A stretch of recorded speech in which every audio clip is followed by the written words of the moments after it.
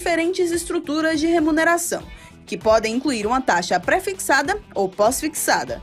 O investidor deve escolher o COI de acordo com seu perfil de investimentos.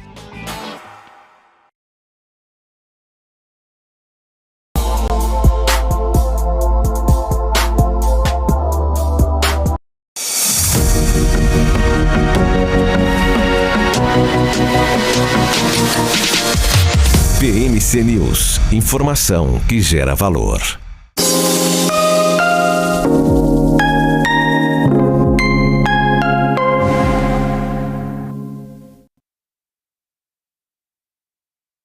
Boa tarde a todos e bem-vindos a mais um Closing aqui na BMC. Eu sou Carlo Cauti e como todas as tardes estamos ao vivo a partir das 4 horas para comentar com vocês as principais notícias do dia de economia, política, finanças, negócios e internacional. As principais notícias que movimentam o mercado financeiro aqui no Brasil e no mundo. E como todos os dias estou com minha parceira de bancada, Isa Takaki. Muito boa tarde, Isa. Muito boa tarde para você, Carlos. Boa tarde a todos. Vamos lá, uma ótima terça-feira. Vamos que vamos então, porque hoje a Bolsa de Valores está caindo. Dia de luta para o Ibovespa, queda de 0,41% nesse momento, 119.365 pontos. Para quem achava que o Ibovespa poderia chegar aos 120 mil pontos, aliás, até o final da semana. Infelizmente, hoje temos um dia complicado. A maior alta do dia é BRF, sobe 5,73%, Raízen 4,53%, JBS 4,09%. Por outro lado, Embraer cai 4,95%. Vamos falar da Embraer hoje ao longo do nosso programa.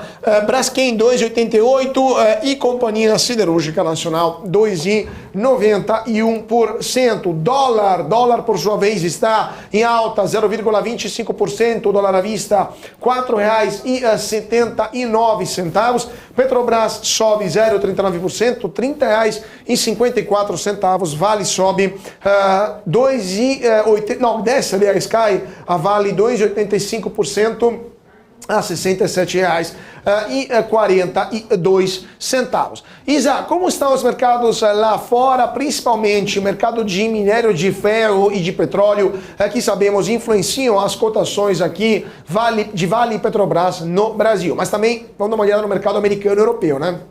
Exatamente. Vamos começar então com o minério de ferro aqui, que você perguntou, que acaba influenciando bem a Petrobras. Minério de ferro então fechou com alta de 0,43% a 814 ienes com vencimento em setembro de 2023. Agora, o petróleo, nesse momento aí, quase perto do fechamento, com queda de 0,16% aos $75,95. Vamos falar também do fechamento aí das principais bolsas europeias, fecharam no vermelho, com investidores bem mais cautelosos ali devido ao novo pronunciamento de Jerome Powell, que é o presidente do Federal Reserve, que vai acontecer amanhã, ao mesmo tempo que voltam suas atenções às falas dos membros do Banco Central Europeu sobre os principais movimentos ali das autoridades monetárias da Europa, que indicam nova alta no mês de julho e também indecisão no mês de setembro. Vamos lá? Então, entre as principais bolsas que fecharam em queda, Stoxx 600 com queda de 0,56%, FTSE no Reino Unido com queda de 0,26%, na DAX na Alemanha 0,53% de queda, CAC na França com queda de 0,24% e FTSE MIB com queda de 0,62% e BEX na Espanha com queda de, uma alta de 0,10%, o único índice lá na Europa que fechou em alta nesta terça-feira.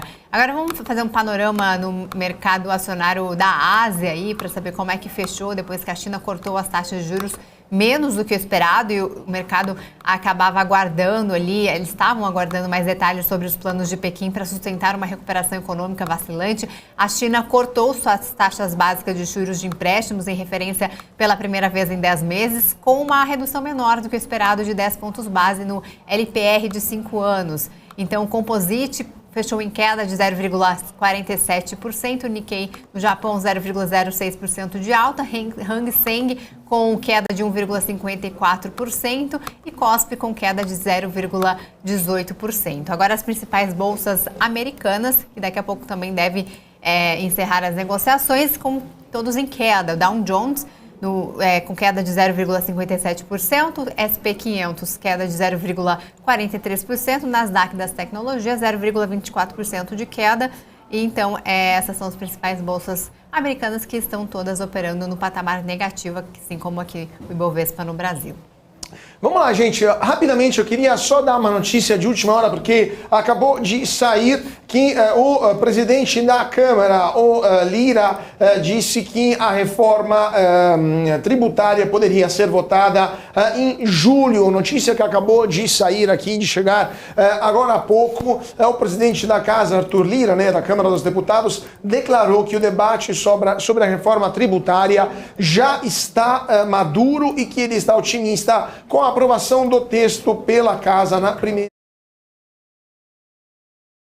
Ele, abre aspas, nós alcançamos um grau de maturidade de discussão da reforma tributária na Câmara dos Deputados que nos deixa muito otimistas. Lira declarou que tem um compromisso inequívoco de pautar a reforma na Câmara na primeira semana de julho. Além disso, disse que todos os 27 governadores serão convidados para debater o texto na residência oficial do presidente da Casa na próxima quinta-feira, às 10 horas da manhã. Então, quinta-feira, dia 29 de julho, teremos novidades importantes sobre a reforma tributária. Segundo Lira, abre aspas, nós vamos trabalhar para a reforma tributária possível. Ninguém tem a ilusão de fazer a ideal, ninguém tem a ilusão de fazer a ótima. A gente está vendo aqui o deputado Aguinaldo Ribeiro, que é o relator da reforma tributária, Então, temos novidades sobre a reforma que acabaram de chegar direto lá de Brasília. Agora, sempre falando de Brasília, porque vamos conversar sobre aquilo que aconteceu ontem, gente? A Caixa Econômica Federal tinha decidido começar a tributar as transferências via Pix, mas hoje o Banco Público voltou para trás e suspendeu a cobrança de tarifa sobre as transferências via Pix para clientes, pessoas jurídicas. A cobrança, então, tinha sido anunciada menos de 24 horas atrás e valeria a partir do dia 19 de julho. O anúncio, todavia, irritou ministros do governo e o próprio presidente Lula, que pediu para a Caixa, o presidente Lula, de retirar esta decisão. A reclamação é de que a Caixa não teria dialogado com o Planalto antes de anunciar esta medida. A repercussão foi muito negativa e a ordem foi para que o comando do banco suspendesse o anúncio até segunda ordem de Lula, que nesse momento está viajando para a Europa. Ao anunciar a cobrança, a Caixa destacou que as pessoas físicas, microempreendedores individuais e beneficiários de programas sociais não seriam afetados pela medida. Ainda de acordo com o banco, a cobrança é autorizada pelo Banco Central desde o final de 2020 e já vinha sendo realizada por outras instituições financeiras. A gente aqui, Isa, falamos ontem também sobre o fato que outros bancos já cobram de pessoas jurídicas entre 1,40, 0,99, depende do banco. Tem bancos que não cobram nada, por exemplo, o C6 ou o próprio Nubank, mas a Caixa até agora não está cobrando nada e aparentemente, agora até segunda ordem de Lula, não vai continuar não cobrando nada, mesmo se ontem tinha anunciado o começo desta cobrança. Então, passo para trás da Caixa Econômica Federal. E tem muita gente, Isa, que está esperando o resultado da reunião do Copom, Muita gente, muitos investidores, porque acaba influenciando a vida aí de muitos negócios, e é exatamente esse um dos motivos aí que os investidores estão na espera do resultado do Copom, que a reunião começou hoje, e deve ir até amanhã. A manutenção dos juros está prevista ali por analistas em 13,75%, já é dada, inclusive, como certa ali por agentes do mercado financeiro. Mas o que eles esperam é o comunicado ali que possa trazer uma visão do fim do aperto monetário, apesar dos núcleos ainda deixarem ali alguma dúvida sobre a trajetória da inflação. A expectativa é que o Copom, então, já possa sinalizar uma queda para a próxima reunião de agosto. Pois é, vamos falar agora de Embraer, porque o BNDES aprovou o financiamento para a exportação de 11 jatos comerciais do modelo E175 da Embraer para o Alasca. Essa será a exportação de jatos para a quinta maior companhia aérea dos Estados Unidos. O montante será de 1,3 bilhão de reais e vai cobrir uma parcela de investimento, do investimento total da compradora para a aquisição das aeronaves. Ou seja, a Embraer então vai vender esses jatos para a Alasca e o BNDES vai financiar esta exportação. Os aviões serão entregues entre 2023 e 2024 e, além disso, a Embraer já revelou que a Azorra é o cliente não revelado, que não tinha sido revelado, de 15 aeronaves modelos E195 e 2 anunciados em janeiro deste ano. O pedido avaliado em 1,2 bilhão de dólares, conforme preço de lista, foi acionado a carteira de pedidos no quarto trimestre de 2022, mas não tinha sido informado quem seria o comprador. A Azorra tem uma parceria de longa data com a Embraer, possuindo e administrando um portfólio entre aeronaves entregues e na carteira de pedidos são mais de 100 aeronaves, 100 modelos, né? 100 exemplares, ou seja, vários modelos, o E1, E2 e Phenom, mais de 100 aeronaves no total. Isso faz da Azorra uma das maiores locadoras de aeronaves da Embraer. E vamos ficar aqui no Brasil, né, Isa? Porque temos notícias de outra gigante brasileira, que é a Vale, né? Né, acaba pesando bastante no índice, porque a Vale reiterou que está buscando ativamente parceria para o seu negócio de metais, para a transição energética, como parte de sua estratégia ali de atração de investimento e aceleração de crescimento do negócio. Porém, a mineradora afirmou que neste estágio não pode ainda afirmar o valor de um eventual investimento e nem quais são as partes envolvidas. O esclarecimento da companhia foi feito ali após notícias publicadas, inclusive pela mídia. Então, eles acabaram publicando essa nota, né, e que o Fundo de Investimento Público da Arábia Saudita despontou, inclusive, como principal favorito para adquirir participação nas operações multibilionárias de níquel e de cobre da Vale.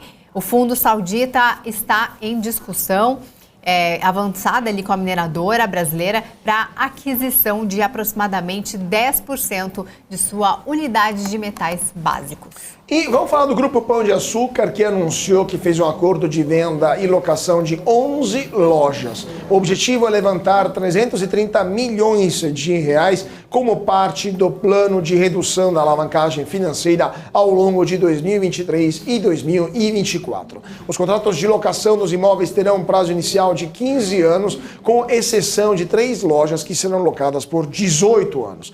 Todos os contratos, inclusive, poderão ser renovados por um prazo adicional de igual período, assegurando a continuidade das operações do grupo em lojas que tenham um cap rate inferior a 9%. Mas falando também de fundos imobiliários, temos mais notícias desse setor específico, né, Isa? Fundos imobiliários demonstraram ali bastante interesse em negociar a compra de participações nos shoppings Bela Vista, em Salvador, e Ponta Negra, em Manaus. Os empreendimentos pertencem todos à JHSF. A companhia indicou que há interesse em um possível acordo desde que as condições sejam, então, adequadas. A JHSF vem buscando alternativas para os shoppings que não estão mais alinhados com a sua estratégia focada em ativos premium em São Paulo e também no Rio de Janeiro. A JHSF possui 26% do shopping Bela Vista e 40% do shopping Ponta Negra. Vamos dar uma olhadinha aqui na cotação da JHSF, já que a gente está falando dela. JHSF está, no momento, operando em alta após essa notícia, com 2,67% de alta aos R$ 4,92 o papel. E agora vamos falar do CAD, porque a Superintendência Geral do Conselho Administrativo de Defesa Econômica aprovou sem restrições a venda de participações da CEMIG em hidroelétricas para Furnas Centrais Elétricas. O valor da operação é de quase 600 milhões de reais. A estatal vendeu participação de 49,9% da usina hidrelétrica Retiro Baixo, que é localizada entre os municípios de Curitiba Curvelo e Pompeu, ambos em Minas Gerais, por 200,4 milhões de reais. O ativo tem potência instalada de 81,1 megawatts e garantia física de 34,8 megawatts. A participação indireta de 34% que detém na usina hidrelétrica Baguari, em Governador Valadares, também município do estado de Minas Gerais, foi vendida essa participação por 393 milhões de reais. O ativo tem potência instalada de 140 megawatts e garantia física de 81,9 megawatts. Como a Furnas é subsidiária da Eletrobras, com a conclusão das aquisições, o grupo passará a deter indiretamente 98,9% de participação na usina hidrelétrica de Retiro Baixo e 100% da usina hidrelétrica de Baguari. A operação ainda depende de aprovação da Agência Nacional de Energia Elétrica e, se não for questionada nos próximos 15 dias no CAD, fica definitivamente valendo o despacho da Superintendência Geral do CAD. Falando também em decisões judiciais favoráveis, tem a Irani que obteve algo parecido, né, Isa? Essa Lumose Irani obteve ali uma decisão judicial bem favorável, ali reconhecendo o direito ao crédito de PIS e COFINS sobre aquisições de araparas. A decisão dá um crédito estimado de cerca de 220 milhões de reais. O valor vai ser utilizado nos próximos 2 anos por meio de compensação com tributos federais. Então, o papel de Irani e celulose está em alta, com 7,98%, quase 8% de alta aí, Irani com R$ 9,34 o papel. Pois é, a gente não viu também as ações da CEMIG. Vamos dar uma olhada aqui nas ações da CEMIG, porque elas estão subindo nesta terça-feira 1,36% a R$ 12,70. Se a gente pegar o andamento das ações desde o começo do ano, a CEMIG já ganhou 16,41% desde o começo do ano. Quem comprou CEMIG exatamente um ano atrás, ou seja, em junho de 2022, já ganhou 18,3%, mas as ações da empresa estão com muita volatilidade. Agora, vamos falar da São Martinho. São Martinho, que divulgou o seu guidance para a safra 2023-2024. São Martinho, uma das gigantes do agronegócio brasileiro, tem uma previsão de moagem de 21,5 toneladas e aumento de investimentos esperados, né? Espera-se também uma maior disponibilidade de matéria-prima e recuperação de produtividade impulsionadas pelas condições climáticas favoráveis e investimentos em tratos culturais. O mix de produção da São Martinho vai priorizar o açúcar, devido à sua rentabilidade superior, e o capex total estimado é de aproximadamente 2,5 bilhões de reais. Falando de Nubank agora, o que aconteceu por lá? Temos mais um produto do Roxinho, né? Exatamente, porque o banco anunciou o lançamento do Nu Vidas Juntas, que é um programa de seguro de vida que permite que o cliente adquira uma apólice para si e também presenteie a outro cliente uma apólice individual sem a necessidade de comprovar vínculo em cartório. Segundo o banco, o cliente que contrata o seguro tem direito à cobertura em casos de morte e funeral e a cobertura diária também por acidente. Vamos no Nubank aqui, que é um banco digital, né? Inclusive, sempre aí tem novidades, então está lançando aí numa maneira de tentar valorizar, né, a sua imagem aí com esse seguro. Pois é, né? Agora vamos falar agora de Americanas, porque a Comissão Parlamentar de Inquérito que apura possíveis fraudes contábeis na Americanas vai ouvir hoje o presidente da Comissão de Valores Mobiliários, o João Pedro Barroso do Nascimento, e o chefe do Departamento de Monitoramento do Sistema Financeiro do Banco Central, Guilherme Francisco Astolfi Vivan. A Americanas pediu recuperação judicial no dia 19 de janeiro após anunciar um rombo contábil de 20 bilhões de reais. O deputado Júnior Mano do PL do Ceará, que pediu a oitiva do presidente da CVM, que era explicações sobre o possível uso de informação privilegiada, ou seja, insider trading, e a atuação das agências de classificação de risco de crédito nas emissões da Americanas. Além disso, segundo o parlamentar, existem preocupações de que a classificação de risco de crédito da Americanas possa ter sido influenciada indevidamente, o que compromete a imparcialidade, segundo ele, e a transparência desse processo. Agora, tem vários pedidos de ouvir o presidente da CVM sobre esse caso da Americanas, lembrando que a Americanas tem, por enquanto, um passivo apurado, extra balanço, fora do balanço, de mais de 20 bilhões de reais, mas é um valor que poderia chegar a superar os 40 bilhões de reais. Ontem, aliás, antes de ontem, foi ontem mesmo, estou confundindo aqui. Ontem o CEO do Itaú disse que Americanas foram ou coniventes ou incompetentes, claro, se referindo à diretoria do grupo varejista, porque eles não podiam não saber o que estava acontecendo por lá. Ele atacou diretamente o antigo CEO da Americanas, né, e disse que é necessário que sejam responsabilizados eles e também as empresas de auditoria que assinaram os balanços falsos que a Americanas divulgou ao longo dos anos e que levaram a esse rombo bilionário. Agora temos novidade vindo da Petrobras, né, Isa? Acabou de sair notícia. Mais um comunicado, né? Eles já haviam divulgado um e agora eles divulgaram de novo nesta terça-feira um comunicado dizendo que, em relação às notícias veiculadas na mídia, a Petrobras então nega que tenha recebido qualquer tipo de instrução ou diretriz para barrar ou fechar outro tipo de operação com a Braskem. A companhia reafirma que não há qualquer decisão da diretoria executiva ou do conselho de administração em relação ao processo de desinvestimento ou de um aumento de participação na Braskem ou de qualquer outra empresa. A companhia segue observando e analisando a situação e vai aguardar o momento certo, então, de tomar decisões, assim como foi feito ali no último posicionamento em relação ao caso no último dia 15. A companhia, então, continua seguindo os critérios estabelecidos para a tomada de decisão, desenvolvendo análises que estejam dentro do planejamento estratégico. Portanto, qualquer decisão sobre investimentos e desinvestimentos tem como base estudos técnicos, governança e procedimentos internos, disse, então, o comunicado da Petrobras desta terça-feira. Vamos dar uma olhadinha, então, em Braskem e Petrobras, como estão operando neste momento, em alta de 0,30%, Petrobras, papel valendo R$ 40,51, e Braskem está entre as 3 maiores quedas do dia, ali, com quase 3% de queda, aos R$ 30,05.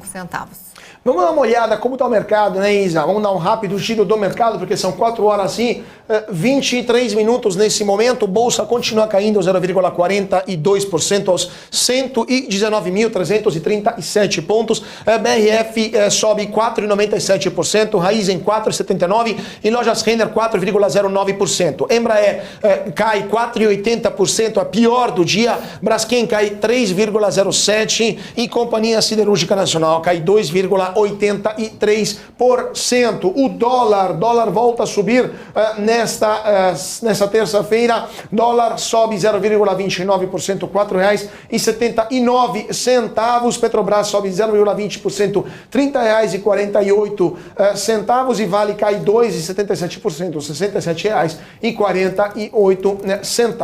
Vamos então chamar o nosso primeiro comentarista de hoje, o Leonardo Abud. Leonardo Abud, analista da Tese Research. Muito boa tarde, Leonardo. Sempre um prazer tê-lo aqui conosco no Closing da BMC. Opa, boa tarde. Prazer é meu, pessoal. Leonardo, vamos lá. Mercado hoje está em situação de espera, ou pelo menos em situação de realização, né? Dia de queda no Ibovespa, o dólar está subindo após fortes altas seguintes. O que você está vendo no mercado hoje e quais setores que você está olhando mais? Depois a gente fala de setor específico, eu queria conversar com você sobre construção civil, bancos, seguradoras, entre outros. Mas vamos dar um quadro geral. O que você está vendo no mercado hoje e desde o começo dessa semana? Eu acho que assim, a tônica tem sido ainda muito empresas mais ligadas à parte cíclica doméstica e juros, tá? Então a gente tem visto aí tudo que é mais ligado à queda de juros é o que está performando muito bem. Amanhã a gente vai ter Copom, obviamente ninguém está esperando corte de juros agora, mas o que antes se falava de corte de juros só em setembro, na melhor das hipóteses, já tem muita gente falando em corte de juros agora em agosto. E quando a gente pega muita empresa com valuation bem deprimido, que são aquelas empresas mais ligadas à questão de juros, à questão de demanda doméstica, essas são as que estão performando melhor. Acho que até, por exemplo, o setor de construção civil, a gente viu aí diversas empresas que estão entregando 50%, 60% de alta no ano. Tá? E eu acho que não só essas, também empresas, por exemplo, mais alavancadas, a gente tem, por exemplo, uma Hidrovias do Brasil, que a ação tinha caído muito mesmo depois do IPO, uma empresa com um nível de dívida alto, e que qualquer 1 ponto percentual de corte de juros faz um impacto muito grande no lucro líquido da empresa. Então a gente vai ver um impacto dessa queda de juros e um aumento forte dos lucros das empresas, provavelmente ali em 2024, 2025. E eu também ainda tenho visto muito essas empresas. Minha grande aposta continua sendo nas small caps. A gente sabe que tem, por exemplo, uma Vale, que caiu bastante por conta de minério de ferro, mas as que eu ainda tenho gostado mais são as small caps, que mesmo com a alta, a gente ainda vê muita coisa muito deprimida.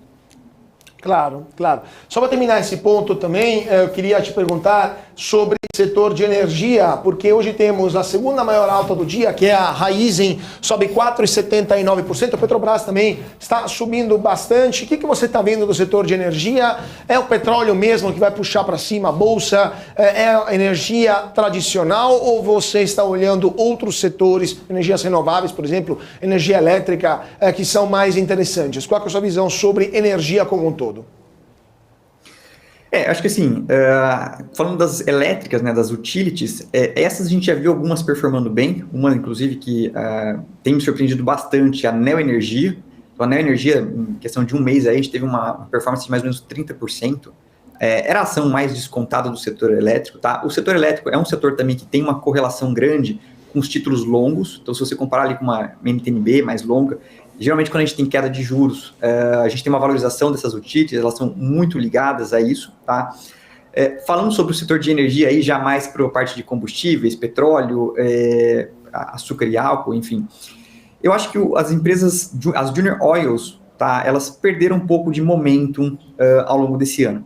A gente vê aí que a Petrobras, mesmo com todos os seus defeitos em termos de governança, etc., ela era uma empresa muito, muito barata depois da eleição. É uma empresa que, operacionalmente falando, tem voado, tá? Mas aí vai ficar de cada um querer ou não tomar o risco governo. Falando sobre as Junior Oils, a gente tem visto, como eu comentei, né, o petróleo, ele teve uma queda, não tem jeito. Muita gente apostava numa queda, numa subida de petróleo desde o ano passado. A gente teve a crise na Ucrânia, né, a guerra na Ucrânia, fez disparar o preço do petróleo.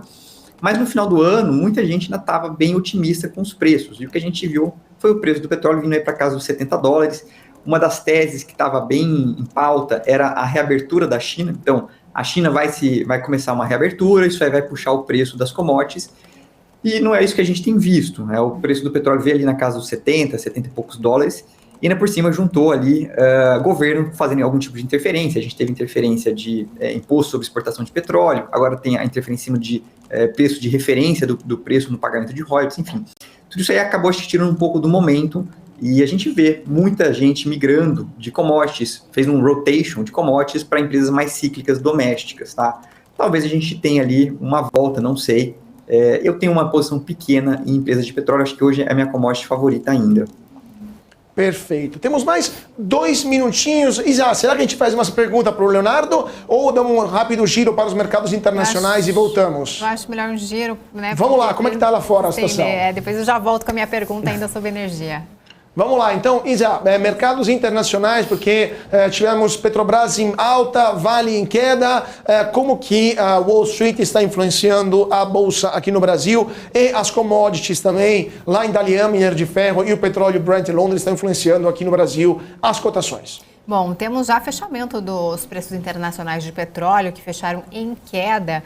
Os investidores pisam no freio aí diante do corte da China em suas taxas básicas de empréstimos de referência pela primeira vez em 10 meses, com uma redução menor do que o esperado. A redução da taxa ali seguiu dados econômicos recentes mostrando então que os setores do varejo e da indústria da China estavam lutando para sustentar o ímpeto ali do início deste ano. Então, o petróleo barril Brent, que é o referência para a Petrobras, fechou em queda de 0,25% aos $70,90. Já o WTI com queda de 1,78% aos $70,50.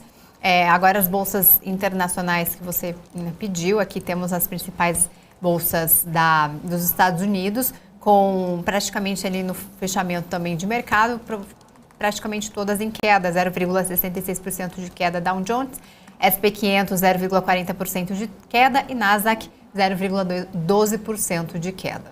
Perfeito, então vamos para um rápido intervalo e já voltamos com o Leonardo Abud, analista da Tesi Research, para conversar sobre o andamento do mercado nesta terça-feira. Então, gente, não saia daí porque voltamos já já.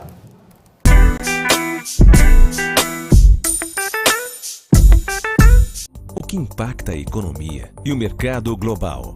Olá, muito bom dia para você que está aqui ligadinho na BMC News. Em tempo real, a abertura e a variação dos ativos na Bolsa de Valores. Notícias internacionais. Toda uma discussão aí referente à demanda chinesa. Paula Moraes e especialistas de diversas áreas te explicam os acontecimentos do dia. De segunda a sexta, às 9h30. BMC News. Informação que gera valor. As empresas que fazem parte do seu dia a dia estão em uma das maiores bolsas do mundo, a Nasdaq. E a boa notícia é que você pode investir nessas empresas diretamente pela Avenue, sua corretora nos Estados Unidos. Com os dados das ações dos Estados Unidos fornecidos pela Nasdaq em tempo real, o cliente Avenue pode acessar diretamente as maiores bolsas do mercado americano. Entre neste mercado de tecnologia e inovação. Acesse avenue.com.br/Nasdaq e seja bem-vindo ao mercado global.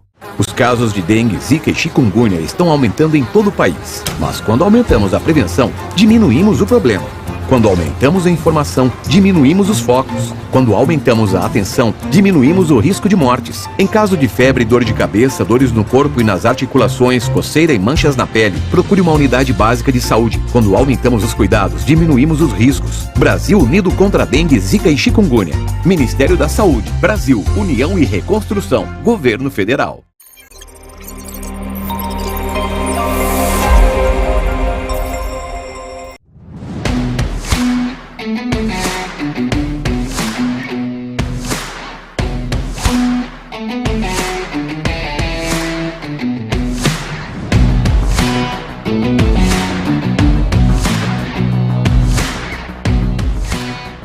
Vortex Beyond.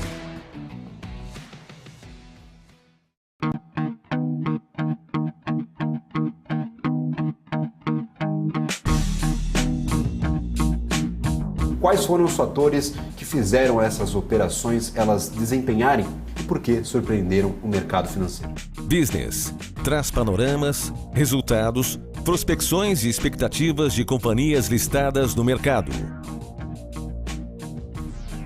BMC News. Informação que gera valor.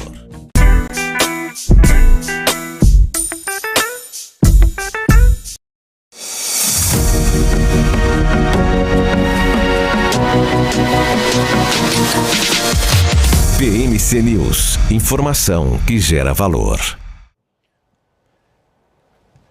E de volta para o nosso closing aqui na BMC. Muito boa tarde para você que está se sintonizando agora nesta terça-feira, dia 20 de junho. Estamos ao vivo como todas as tardes e a Bolsa continua em queda, 0,41%. Está diminuindo um pouco a queda da Bolsa, mas ainda está em compasso negativo. O BRF continua a maior nota do dia, 5,30 nesse momento. O Embraer a pior do dia, 4,80 de queda. E a gente estava conversando aqui com o nosso Leonardo Abud, analista da Tesi Research. Leonardo, a pergunta da nossa Isa Takaki para você. Boa tarde, Leonardo. Ainda no setor de energia, né, assim como você estava falando, eu queria que você falasse um pouquinho de Copel, porque hoje a ANEEL aprovou o reajuste na tarefa de energia da Copel, né? Agora há pouco, inclusive, saiu esse comunicado que o reajuste tarifário anual da Copel, que atende cerca de 5 milhões de unidades consumidoras no Paraná, o reajuste médio foi de 10,5% e passa a valer a partir do próximo sábado. Como que isso pode impactar o papel e Como que você vê o papel hoje aí como dica para o investidor? Sinceramente, assim, eu não cubro muito Copel, tá? Não por achar a empresa ruim nem nada, mas, em geral, empresas mais ligadas a que tem como controlador governo, eu sempre tenho uma certa, assim, certa dificuldade, tá? Então, hoje, não vou nem poder opinar sobre a Copel especificamente, viu? Eu olho mais outras empresas do setor elétrico, que geralmente são as empresas privadas. Então, Equatorial, Neoenergia, são as que, a Alupar, a própria Taesa também, são as empresas que eu tenho mais olhado, viu? Então, essa aí eu não vou nem conseguir opinar sobre o comunicado recente. E dessas empresas que você mais tem olhado, o que você sugere? Qual o investidor deve ficar mais atento aí? Uma boa oportunidade. Assim, eu acho que a Neoenergia é aquela empresa que estava mais descontada na Bolsa. Eu acho que existe uma discussão grande hoje a respeito de renovação das concessões das distribuidoras, tá? Não só para a Neo, mas para outras também. A gente precisa entender um pouquinho o que o governo vai colocar na mesa em termos de contrapartida, se vai ter algum tipo de exigência. Acho que essa é uma das grandes dúvidas. Inclusive, até teve um pouco de ruído quando teve as indicações para o Ministério de Minas e Energia a respeito disso, tá? Então, assim, minha visão um pouco, a Neoenergia, ela sempre foi a empresa mais descontada da Bolsa, dos players privados, muito por conta de uma questão de governança corporativa. Então, historicamente, a gente teve algum ruído em que o controlador, a Iberdrola, colocou lá um pagamento de royalties. Isso aí fez com que a Neoenergia negociasse com um desconto grande.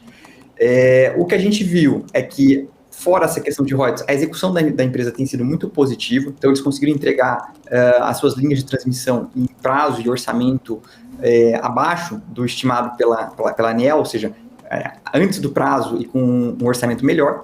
A gente vai ter agora um novo leilão de transmissão e eu acho que o mercado como um todo vai ficar muito atento sobre como é que as empresas vão se comportar nisso. Tá? Então, a gente não tem taxas de juros tão baixas, mas a expectativa é de um leilão agressivo. Então, a Taesa, por exemplo, é uma empresa que ela precisa mais de linhas de transmissão, porque ela tem linhas de transmissão que vão vencer agora em 2029, que são relevantes.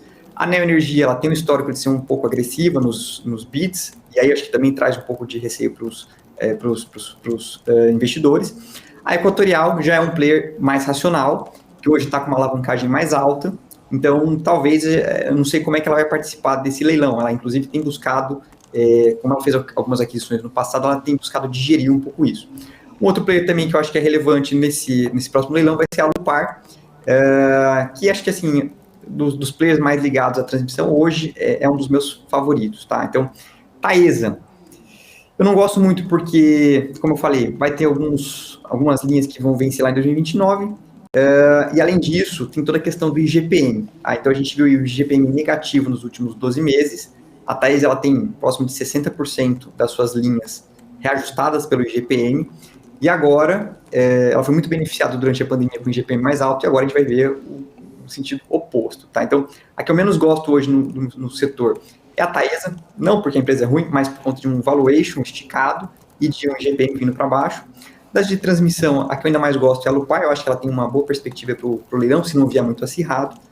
Neoenergia, acho que é uma empresa que já foi mais descontada, andou um bocado, ainda assim, acho que é a maior tier real ali dos players privados do setor, tá? Ficar um pouco de olho também de como é que vai ser os próximos meses a respeito de renovação das concessões. Eu acho que esse é um dos grandes pontos de discussão, viu? Pois é, eu vou só pegar o gancho com a pergunta aqui da Isa, Leonardo, porque justamente falando de concessões, falando de leilão, o que você está esperando para junho, do ponto de vista de dinheiro mesmo? Porque agora em junho vai ter uma concessão, uma leilão grande de transmissão, né, de linhas de energia, mas a gente está tendo aqui no Brasil uma taxa de juros ainda muito elevada. E o cupom, a menos que a gente não tenha mudança no cupom de hoje, né, que amanhã podemos voltar aqui junto com a Isa para falar de cupom com uma redução dos juros inesperada, mas até então, com juros tão elevados, pegar crédito no Brasil a esse nível para entrar nesse mega leilão que vai ocorrer agora no final de junho, né, que vai empenhar, se não me engano, mais de 15 bilhões de reais por parte das empresas, vai ser um esforço tamanho para essas empresas do setor elétrico, né? O que você está vendo? Vai ter demanda? melhor, vai ter oferta, no caso, por parte das empresas, né? Vai ter interesse, vai ter disponibilidade de crédito, elas vão conseguir obter esses recursos, vão ter que trazer de fora, especialmente as que são controladas por empresas externas. Qual que é a sua visão? Se a gente for ver, tá, assim, existia uma expectativa nos últimos leilões de que seriam menos agressivos, porque o que acontece, né? Em geral, quando os juros estão muito altos, e o mercado tende a ser menos agressivo nos deságios. Historicamente foi isso que aconteceu. 2015, 2016, por exemplo, que a gente estava lá com juros altos, todo aquele enrosco do governo Dilma, quem ganhou aqueles leilões fez um negócio excelente, porque os deságios foram muito baixos e as empresas conseguiram TIR, taxa interna de retorno, excepcionais. Tá?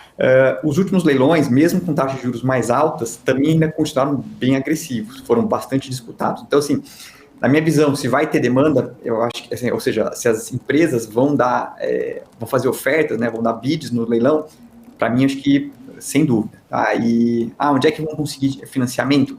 Vai depender, pode ser que emitam debêntures, pode ser que a gente tem, por exemplo, debêntures incentivadas, pode ser que eles recorram a bancos de fomento, alguma coisa nesse sentido, tá? Mas a minha visão é que sim, vai ter demanda.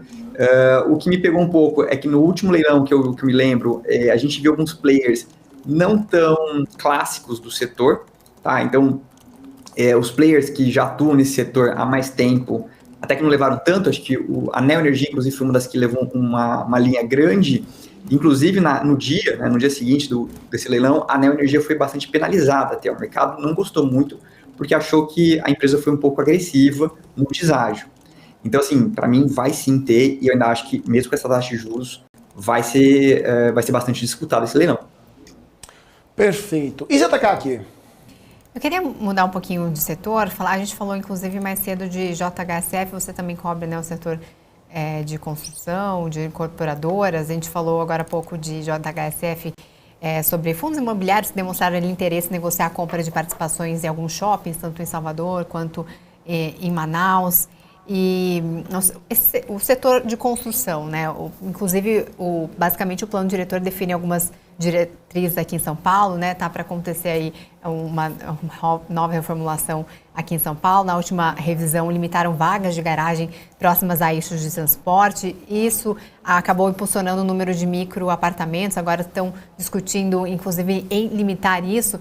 Eu queria que você dissesse um pouco do setor de construção e como isso pode afetar aí, principalmente agora que estamos em fase dessa reforma aí do plano diretor.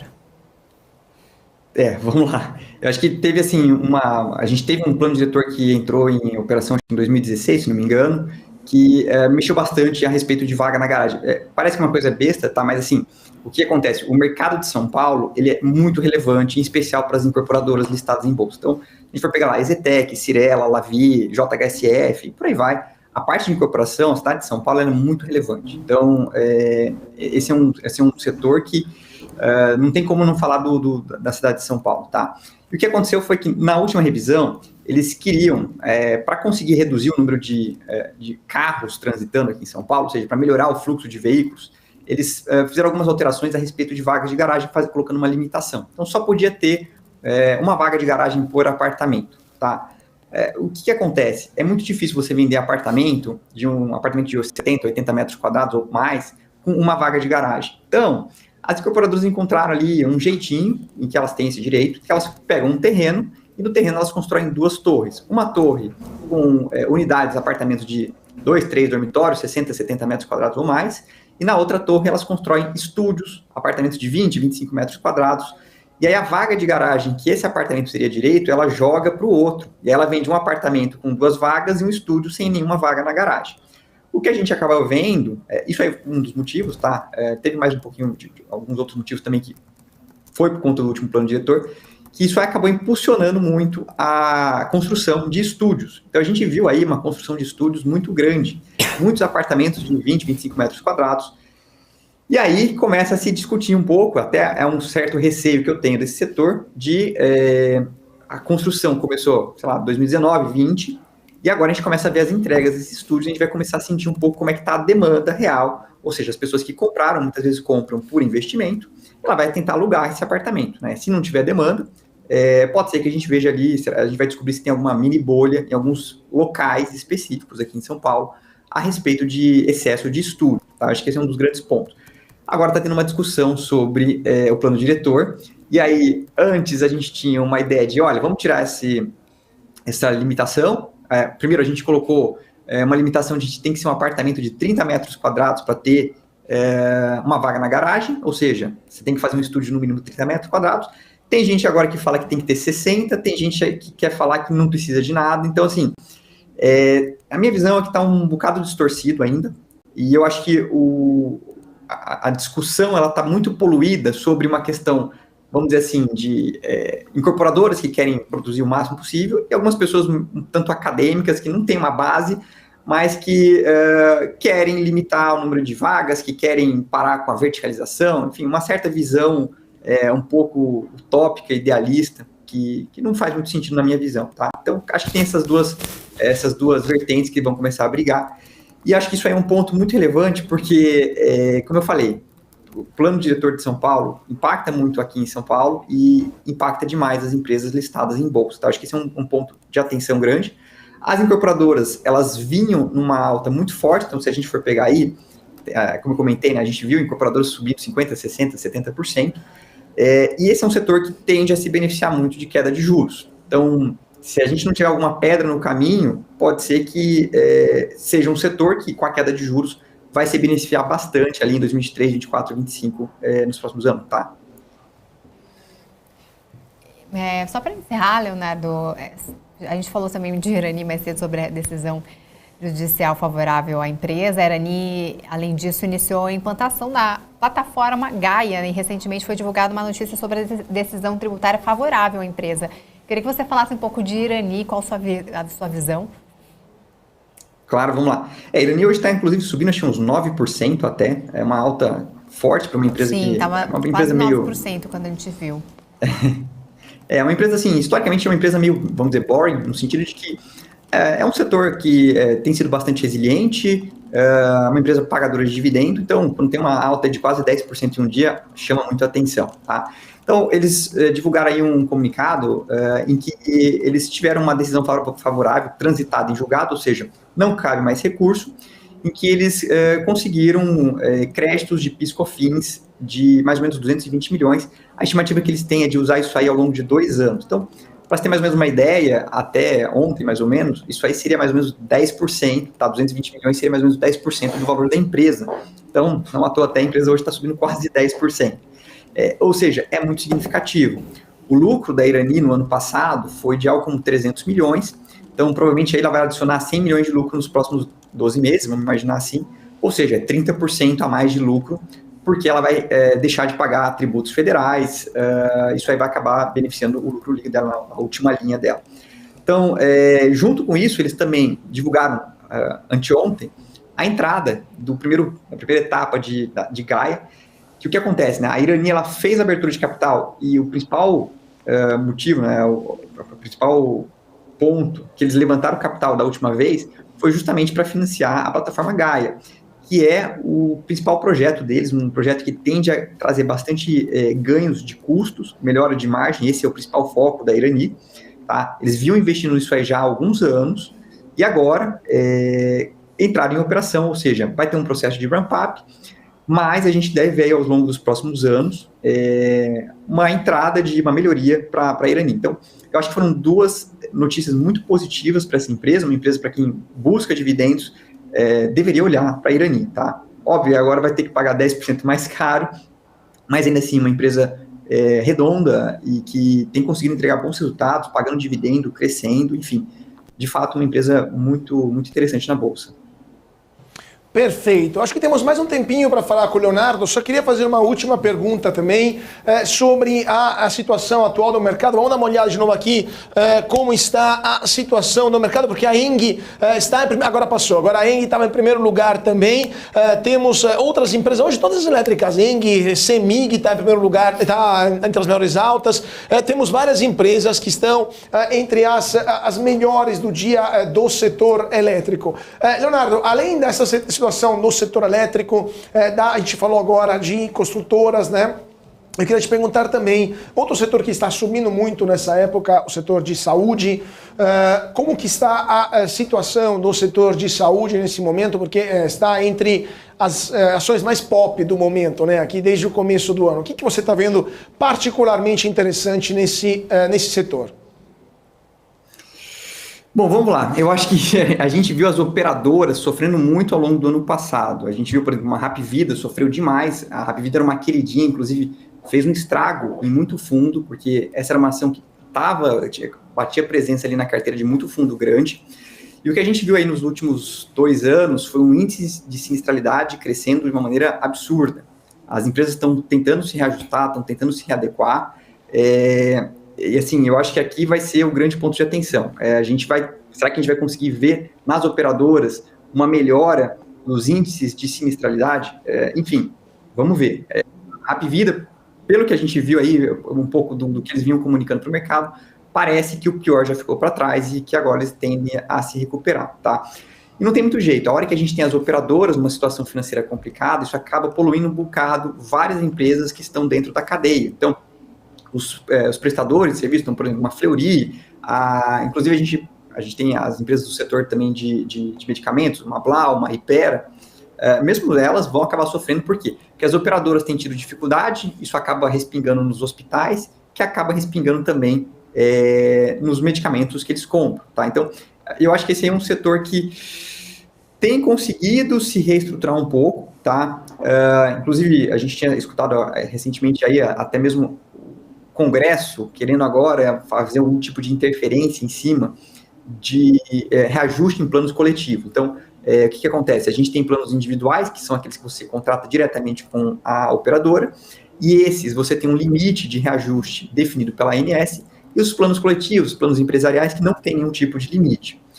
O que a gente viu esse ano, inclusive, muita gente tomou um susto grande, foi reajustes na casa entre 20% e 25%. Tá? Então, não se assustem se esse ano, você que paga aí seu plano de saúde, você receber ali um boleto, uma cartinha falando que o seu plano vai ser reajustado em 25%. Isso aí tem acontecido.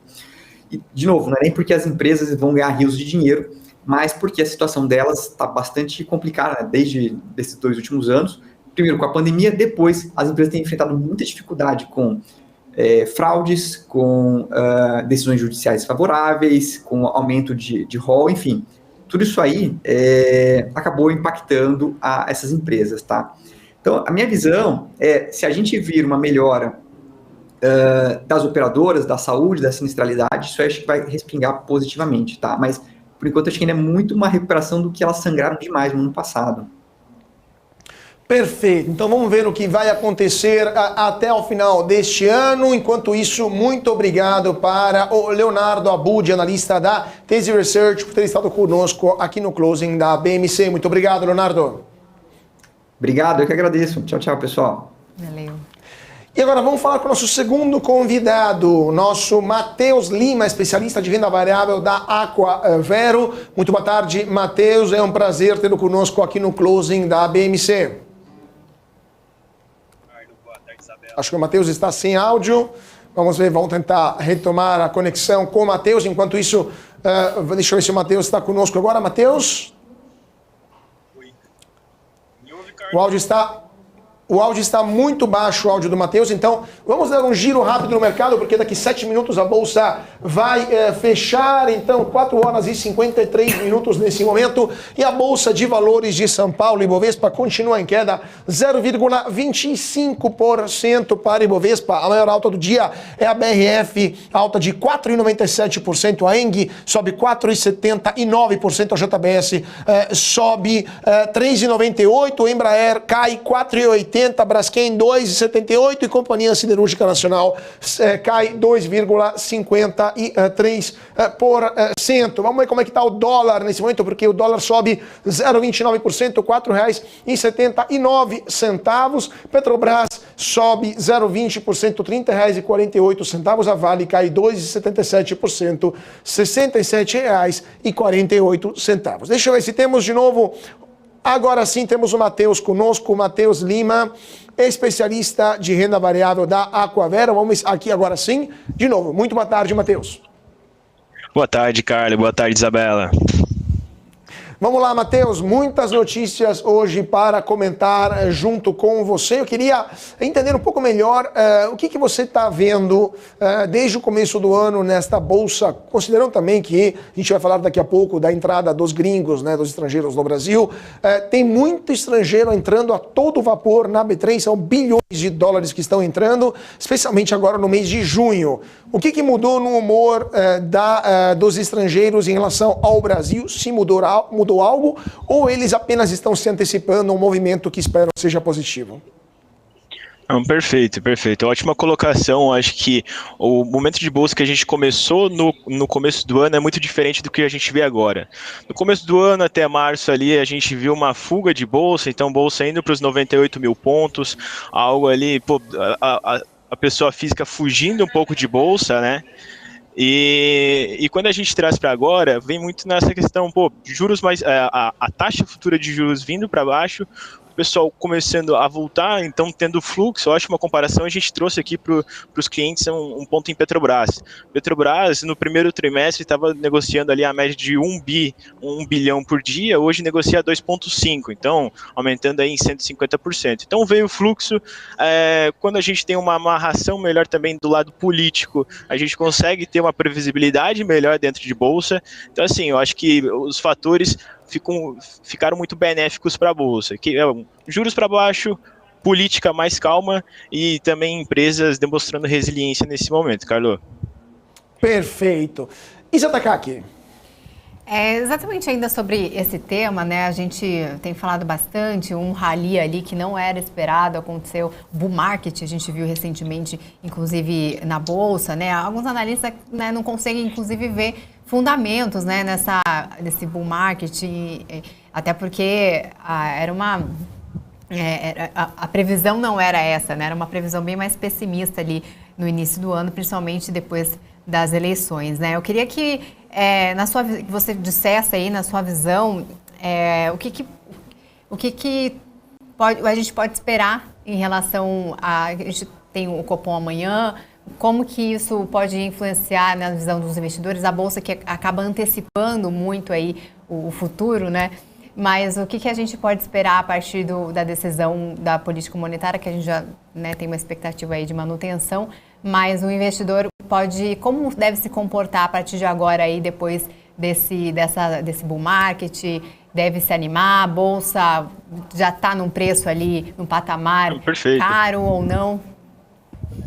Bom, vamos lá. Eu acho que no primeiro trimestre a gente estava com muita coisa represada dentro de bolsa. Então, só vendo notícia ruim, jogando as expectativas para baixo. E é justamente aí que o mercado, e aí que entra o nosso pequeno bull market das últimas semanas, que é o mercado aí subindo na casa de 20% e as expectativas vindo mais para cima. Mas é muito pelas amarrações que eu disse no começo, e isso vem se confirmando ao longo do tempo. Então, a gente vê um arcabouço fiscal que no começo foi divulgado e agora o mercado já entende como algo bom, e agora a gente vem também para a questão de taxa de juros. Nessa reunião agora, muito provavelmente, a gente já vai ter um comunicado para as próximas reuniões que iremos ter queda de taxa de juros.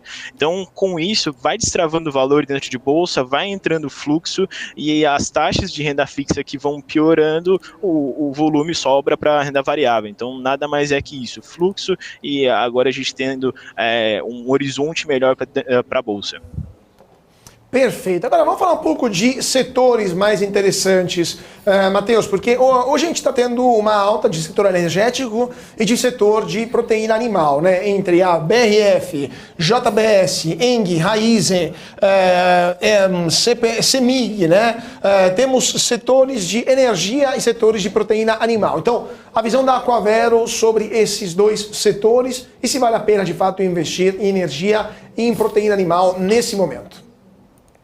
Não, perfeito. Eu acho que a gente tem aqui, se tratando de setores, a gente tem que ter top pick e trazer também teve um probleminha aqui, mas a gente tem que escolher muito bem os ativos, tá? Então, dentro dentro do setor de energia, é um setor um pouco mais resiliente, então, se a gente vê, teve uma volatilidade um pouco a mais do que nós esperávamos nos últimos dias, e por isso tivemos dias ali que o setor caía em média 3, 4, o que não é tão normal assim para o setor, e hoje a gente vê mais não como uma tendência, mas mais um ajuste de preço. E aí, assim, da mesma forma com o setor de alimentos, tá? Um setor que veio bem derrubado, vem muito o setor de alimentos está muito correlacionado com o crescimento econômico. Quando a gente pega BRF, JBS, são ativos muito correlacionados com os Estados Unidos. Então a gente vê ali Estados Unidos apresentando uma economia não pujante, então basicamente esse movimento é mais de correção no preço, mas não uma tendência. Perfeito. Isa. Inclusive, ainda falando de expectativa de juros, né, de tendências, quais empresas que podem render bem nesse cenário todo que a gente está falando? Assim, eu estava dando uma estudada hoje a respeito como que o mercado se comporta com as próximas quedas de juros. Por mais que nós já tenhamos ali desempenhado bem por conta da taxa futura de juros caindo, a Selic ainda não caiu. E o que acontece quando a gente tem um ciclo de corte de juros pela frente? Se você pega a cada 1% que a Selic cai historicamente, a Bolsa sobe 7%. E aí a gente vem para os ativos mais cíclicos. E claro, naquele top pick, você precisa selecionar os ativos que você vai entrar. Então eu acho que dentro desse horizonte de Selic para baixo e ainda um potencial upside, a gente gosta muito de varejo alta renda. Então, basicamente, esse setor com a Selic vindo para baixo, definitivamente, ele pode se beneficiar bem, mais do que já vem se beneficiando. E deixa eu te perguntar agora do outro lado, quais setores que vocês estão mais pessimistas nesse ano de 2023 na Bolsa? Construção civil por causa dos juros, varejo, o que vocês estão olhando com mais atenção negativa? Eu acho que a gente está indo mais para as exportadoras. A gente viu um dólar um pouco fraco um dólar bem fraco, na verdade, nesse primeiro semestre. E também commodities, a gente não tem mais tanto upside, assim, tanto trigger que vai jogar commodities para cima. Por exemplo, petróleo, minério de ferro. A gente vê China passando por algumas dificuldades. Então a gente não vê exportadoras atreladas a commodity com grandes upsides, quanto a gente vê por exemplo, o varejo que eu trouxe aqui. Perfeito. Então vamos ver o que vai acontecer. Eu queria agradecer muitíssimo o Matheus Lima, especialista de renda variável da Aquavero, por ter estado conosco hoje aqui no Closing da BMC. Muito obrigado, Matheus. Obrigado, Carlos. Obrigado, Isabela. Tchau, tchau. Valeu. Vamos lá então, gente, 5 horas e 2 minutos, a Bolsa acabou de fechar nesse momento, queda de 0,31% para a Ibovespa, a maior alta do dia, BRF 4,97%, seguida pela ENG 4,75%, Raizen 4,28%, Embraer queda de 4,70%, a pior do dia, Companhia Siderúrgica Nacional queda de 2,53%, Braskem queda de 2,91%. O dólar, por sua vez, que volta a subir, o dólar vai, nesse momento, para 0,29%, R$ 4,79. Petrobras sobe 0,16, R$ 30,47. A cotação da estatal petrolífera, e a Vale cai 2,81%, R$ 67,45. Gente, voltamos daqui 2 minutinhos, rápido intervalo, estamos de volta aqui no nosso closing da BMC. Não sai daí.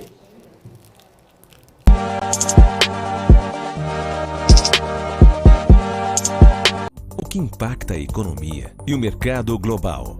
Olá, muito bom dia para você que está aqui ligadinho na BMC News. Em tempo real, a abertura e a variação dos ativos na Bolsa de Valores. Notícias internacionais. Toda uma discussão aí referente à demanda chinesa. Paula Moraes e especialistas de diversas áreas te explicam os acontecimentos do dia. De segunda a sexta, às 9h30. BMC News. Informação que gera valor.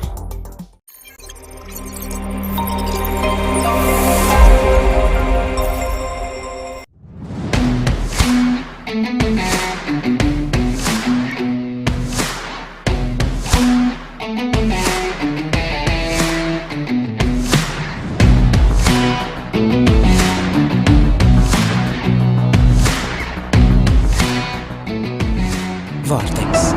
Beyond. Ela sempre volta a estampar as manchetes. Mas o que é a inflação? Esse é o BMC Explica e o tema de hoje é a inflação.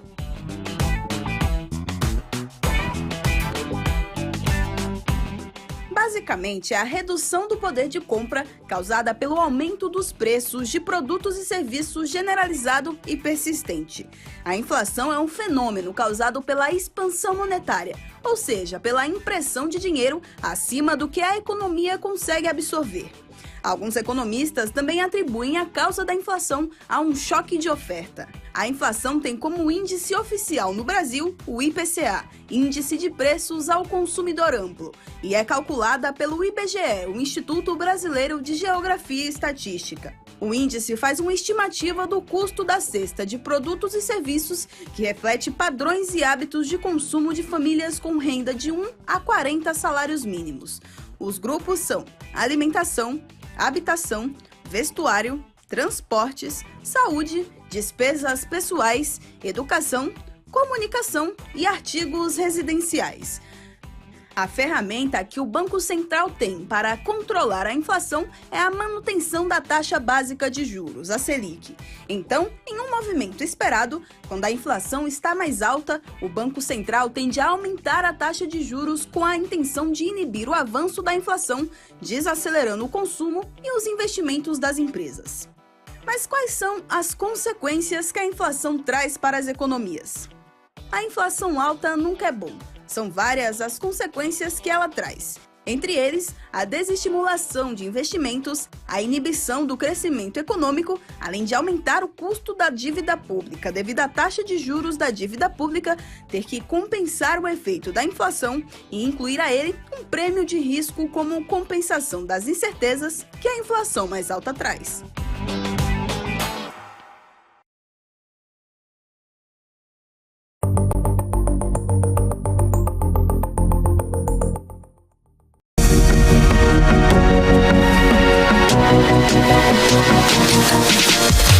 BMC News, informação que gera valor. E de volta para o nosso closing aqui na BMC. Muito boa tarde para você que está se sintonizando agora às 5 horas e 7 minutos. Nesse momento, o Ibovespa fechou o dia em queda, dia de realizações. A Bolsa foi dividida nesta terça-feira, como vocês estão vendo aqui atrás de mim, metade verdinhos e metade vermelhinhos. Temos a BRF que subiu 4,97%, a Raizen 4,28%, Lojas Renner 3,90%, aliás, Eng subiu 4,28%, JBS subiu 4,09%, então tivemos proteínas e energia elétrica que foram o que puxaram o Ibovespa para o alto. Por outro lado, a Embraer caiu 4,70%, o Braskem 2,91% e Companhia Siderúrgica Nacional foi a terceira pior do dia. Está ainda acontecendo o aftermarket nesse momento, mas a Bolsa fechou em queda. O Ibovespa fechou em queda de 0,30%. Dia complicado, então, para a B3. O dólar voltou a subir. Aliás, o Ibovespa fechou a 119.490 pontos. O dólar subiu 0,29%, R$ 4,79. Petrobras em alta, Vale em queda. E lá fora fechou também Wall Street, né, Isa? O que está acontecendo por lá? Exatamente. Temos fechamento do mercado já lá fora. As principais bolsas dos Estados Unidos fecharam em queda de 0,72%, Dow Jones, índice SP 500 com 0,45% de queda e Nasdaq, Bolsa das Tecnologias, com 0,16% de queda. Petróleo Brent fechou com alta, aliás, com queda de 0,17% aos $75,96. Petróleo Brent, que é o referência para a Petrobras. Bom, saindo um pouquinho lá dos assuntos internacionais, vamos aqui para o nosso cenário interno, cenário político, né? Um grande assunto que é o arcabouço fiscal. A Comissão de Assuntos Econômicos no Senado adiou, então, hoje o debate sobre o novo arcabouço fiscal, após a oposição do governo ter feito um pedido de vista. E, com isso, a votação do texto, então, deve ficar para a próxima quarta-feira, amanhã. O relator da proposta na casa, o senador Omar Aziz, fez a leitura da nova regra fiscal e comentou que o Senado não deve apenas dizer amém ao que veio da Câmara, palavras de Aziz, e conversou com Arthur Lira para que a corda não esticasse para nenhum lado. A comissão do Senado, então, adiou essa votação. A gente vai ficar na expectativa para acompanhar amanhã, então, a retomada dessa votação. Pois é, vamos ver o que vai acontecer e também vamos ficar em Brasília porque o ministro Fernando Haddad concordou em destinar 50 bilhões de reais por ano da União, né, do dinheiro da União, dos recursos da União, para o Fundo de Desenvolvimento Regional proposto na reforma tributária. No entanto, os estados defendem um valor maior de 100 bilhões de reais. O valor é o dobro, exatamente o dobro proposto pelo governo e poderia impactar fortemente as contas públicas. O presidente da Câmara, Arthur Lira, planeja realizar uma reunião para intermediar um acordo e durante o encontro o governador do Espírito Santo, Renato Casagrande, discutindo o assunto com autoridades, destacou a necessidade de uma transição de 40 anos para mitigar a perda de atividade econômica devido à mudança na arrecadação. E, de fato, a gente viu hoje também o vice-presidente da República, Geraldo Alckmin, que foi também governador do estado de São Paulo, dizer que, de fato, haverá uma perda para o governo de São Paulo. Admitiu que haverá uma perda para o governo do estado que ele governou por tantos anos. Vamos ver o que vai acontecer lá em Brasília. Bom, e ainda falando sobre a questão tributária, a questão também econômica do governo, o ministro da Casa Civil, Rui Costa, disse hoje que o Banco Central não está mantendo a taxa de juros, está aumentando a taxa de juros praticada no país. Ele fez ali essas declarações ao discursar em um almoço que aconteceu hoje, terça-feira, na frente parlamentar do empreendedorismo em uma mansão no Lago Sul, lá em Brasília. A fala do ministro ocorre enquanto o Copom se reúne hoje, desde manhã, para decidir qual será a Selic ali para os próximos 45 dias. Segundo ele, o único elemento que falta ali para a gente ter um crescimento substantivo é a queda da taxa Selic, disse então Rui Costa. O Banco Central não está mantendo a taxa de juros, o Banco Central está aumentando todos os meses a taxa de juros. Se a inflação cai e a Selic se mantém, o que nós temos, o rigor agora, é o aumento real da taxa de juros, então disse o ministro Rui Costa. Pois é, né, Isa? A gente acha que os ministros, sabe que os ministros da República não entendem nada de economia, mas também que eles têm visões sobre juros que aumentam mês a mês, aí já fica mais complicado de entender como é possível que um ministro veja juros aumentando quando, na verdade, no mínimo eles ficam estacionados, enquanto eles estão caindo. Era só dar uma olhada nos leilões dos títulos do Tesouro para entender que o juro está caindo no Brasil. Mas, evidentemente, isso é mais uma demonstração que lá em Brasília, muita pouca gente no governo não só entende de economia, mas sabe o básico da matemática. Então, bastante triste, bastante lamentável esta declaração do ministro do Rui Costa. Agora, vamos falar da ANEEL, porque temos novidades sobre a tarifa de energia elétrica. A ANEEL aprova reajuste na tarifa de energia elétrica da Copel. A diretora da Agência Nacional de Energia Elétrica diretoria aprovou nesta terça-feira o reajuste tarifário anual da Copel, que atende cerca de 5 milhões de unidades consumidoras no Paraná. O reajuste médio foi de 10,5% e passa a valer a partir do próximo sábado. O aumento médio de baixa tensão foi de 11,73%, enquanto o reajuste médio de alta tensão foi de 8,31%. E temos boas notícias vindo do mercado internacional direto para a B3.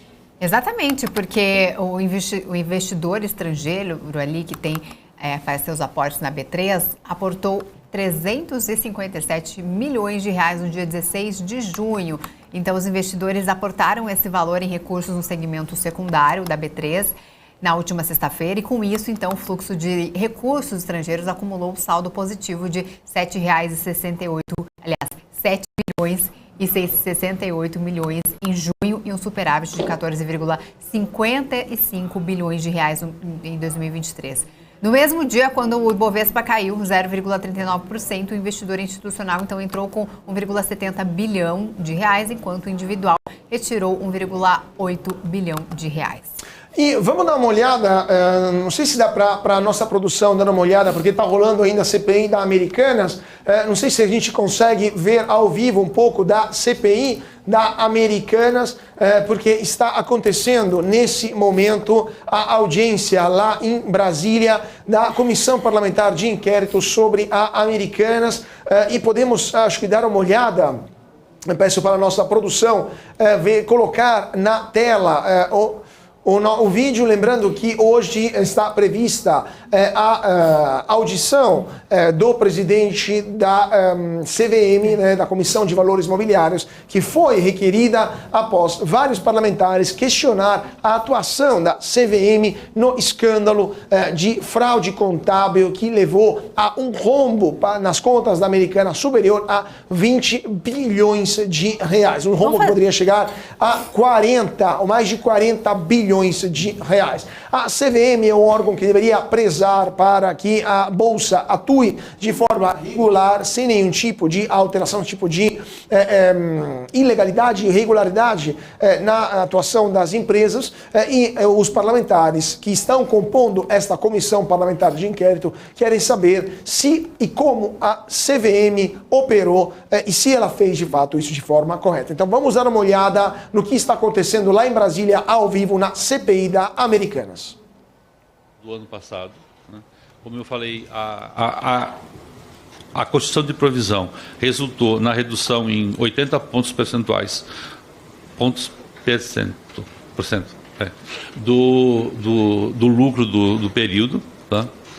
E em relação ao mercado de crédito, como eu expliquei há pouco, a gente teve uma retração no primeiro momento por conta da insegurança em relação à qualidade dos demais balanços do mercado.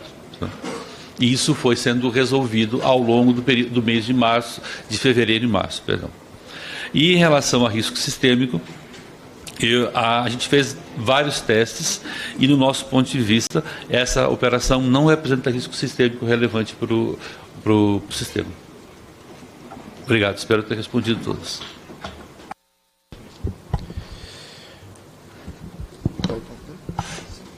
Com a palavra, o deputado Luiz Lima. Vossa Excelência tem até 5 minutos. Obrigado, presidente Agostinho. Obrigado pela presença dos senhores João Pedro e o senhor Juneu.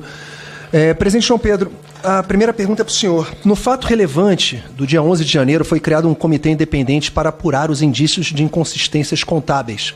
A CVM recebeu o relatório do comitê independente. Antes do comitê independente concluir seu trabalho, entregou uma parte dos documentos ainda em sigilo para os advogados do Conselho de Administração, que foram os que analisaram se teve ou não teve fraude e que são os responsáveis por essa fraude do fato relevante do dia 13 de junho. Foi entregue até um release, aqui um material informativo aos deputados e distribuído pela imprensa no mesmo dia da presença do senhor Leonardo Coelho Pereira, o senhor da empresa. Como a CVM avalia essa conduta do comitê independente? Agora, eu vou fazer uma pergunta para o senhor Juneu. Aliás, algumas perguntas, senhor Juneu. No fato relevante de 11 de janeiro de 2023, o Banco Santander Brasil ocupou um papel especial na medida em que seu presidente de conselho de administração, o senhor Sérgio Rial, assinou o fato relevante e divulgou o fato relevante nos dias seguintes. O Banco Central do Brasil abriu investigações em relação ao Banco Santander Brasil por, entre outras irregularidades, autorizar o seu presidente de conselho a jogar um papel duplo em um assunto desta natureza. Então, eu queria saber como se admite, né, o senhor Sérgio Rial está fazendo esse jogo duplo. Em terceiro, o Banco Central do Brasil abriu investigações em relação ao Dr. Sérgio Rial como pessoa física, sendo representante do devedor e do credor simultaneamente. No fato relevante do dia 13 de junho, semana passada, terça-feira, a empresa Americanas formulou acusações muito graves contra os bancos e no mesmo dia, o senhor Leonardo Coelho Pereira, CEO da empresa, reiterou tais acusações aqui nessa Câmara, aqui nessa comissão. Em relação a esse assunto, pergunta ao representante do Banco Central. O Banco Central do Brasil abriu investigações por este fato relevante em relação aos bancos? É possível imaginar que os bancos contratariam empréstimos sem as devidas operações societárias? E se ficar comprovado que os bancos contrataram empréstimos sem a devida aprovação societária, qual seria ou qual será a sanção aplicável? Muito obrigado, presidente Agostinho. Com a palavra, o presidente João Pedro. Pela ordem, senhor presidente. Deputado Bacelar. Não ficou acordado aqui nos blocos? Ficou acordado para que a gente fizesse em bloco dos autores. Eu expliquei isso aqui. Mas, se vossas excelências preferirem, eu acho que vai ficar muito tumultuado, deputado Bacelar. Nós temos vários oradores inscritos.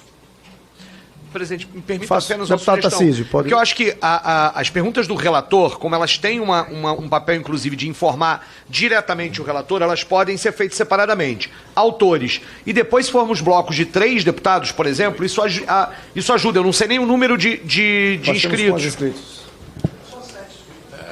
7. Então fazemos 4 e depois 3, dá 2 blocos e resolve. Pra gente, 5h20, daqui a pouco a sessão abre. Dos 7 já falaram... São 8, melhor dizendo. Dos 8 já falaram 3. Eu consulto aos outros membros. 2 blocos. Eu acho, deputado Bacelar, falta muito pouco. Eu gostaria, presidente Agostinho, essas minhas perguntas foram muito diretas. Eu não gostaria que a gente deixasse de registrar as respostas tanto do presidente João... Eu prefiro que os convidados respondam individualmente, os membros dessa comissão. Com a palavra, o senhor João Pedro Barroso do Nascimento, para que vossa senhoria responda aos questionamentos do deputado Luiz Lima. Obrigado, senhor presidente. Bom, primeiro ao deputado Luiz Lima, a quem eu agradeço pela pergunta. É importante que a gente faça alguns esclarecimentos aqui, né? Primeiro o seguinte: o comitê independente ou qualquer iniciativa voluntária por parte da companhia no sentido de apurar, investigar, é enxergado com bons olhos pela CVM, mas de maneira nenhuma se substitui aos trabalhos oficiais que são conduzidos pela autarquia.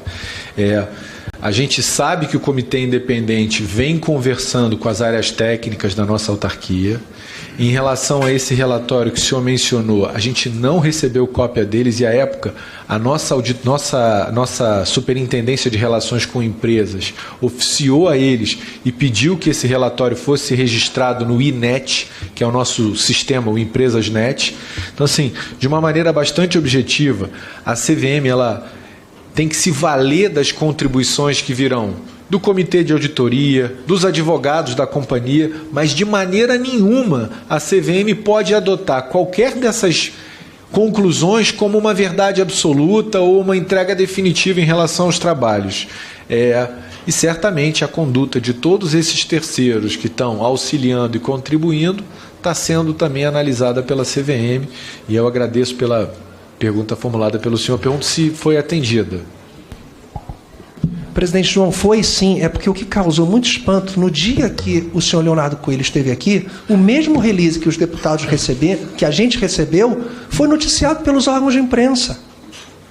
Então, você imputar de uma forma midiática, tamanha como foi, a culpa em determinadas pessoas, vindo informações do comitê independente, descredencia o nosso convidado que esteve aqui na terça-feira. Só isso que eu quis fazer essa menção, senhor, por favor. Vossa Excelência tem uma percepção muito adequada.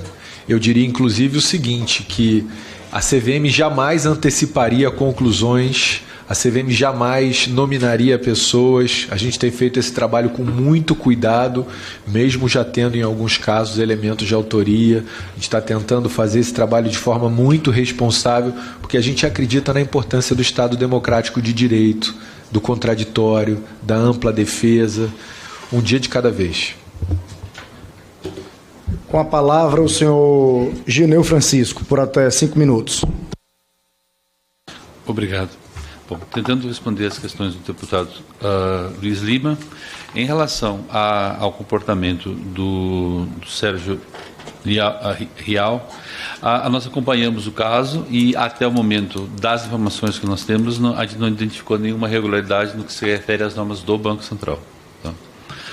Em relação às acusações feitas pelo representante das Americanas em relação ao comportamento dos bancos, eu comentei isso na minha primeira fala. Nós temos vários processos de fiscalização em andamento, onde diversas características desses processos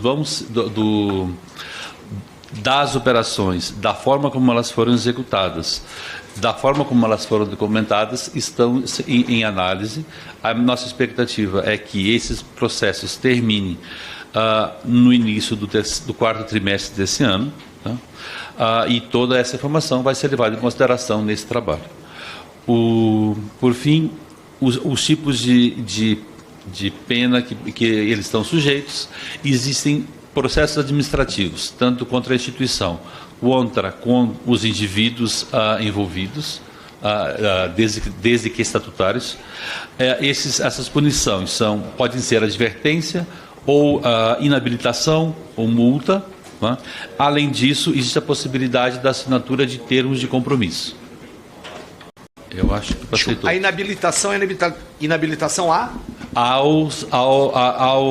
Desculpa, eu posso responder? Ao exercício dessa atividade dentro do sistema financeiro. Isso.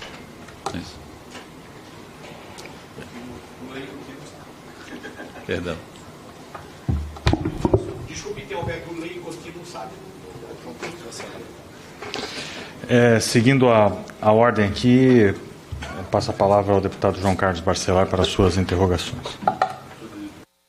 Senhor presidente, senhoras e senhores deputados, nós estamos vendo aqui, doutor João Pedro, eu quero aqui parabenizar pela exposição de Vossa Excelência, brilhante aqui nas posições, inclusive numa CVM extremamente qualificada e de credibilidade no país. Então não podemos deixar que a CVM seja manchada pela quadrilha que tentou saquear o Brasil já algumas vezes. Quero aqui saudar o doutor Galineu, aqui representante do Banco Central. E eu estava lendo aqui e vendo que essa forma customais aí da 3G já tinha sido feita algumas vezes. Foi feita na LL, quando vendida a LL, senhor relator, para a Rumo Logística, foi feita uma due diligence e diagnosticou o mesmo modus operandi. A 3G Capital vendeu a LL para a Rumo há uns anos atrás, senhor presidente Agostinho, e o mesmo modo operando foi detectado na due diligence. Agora, nas Americanas, um rombo aí de mais de 50 bilhões, saqueando aí o consumidor, prejudicando os trabalhadores.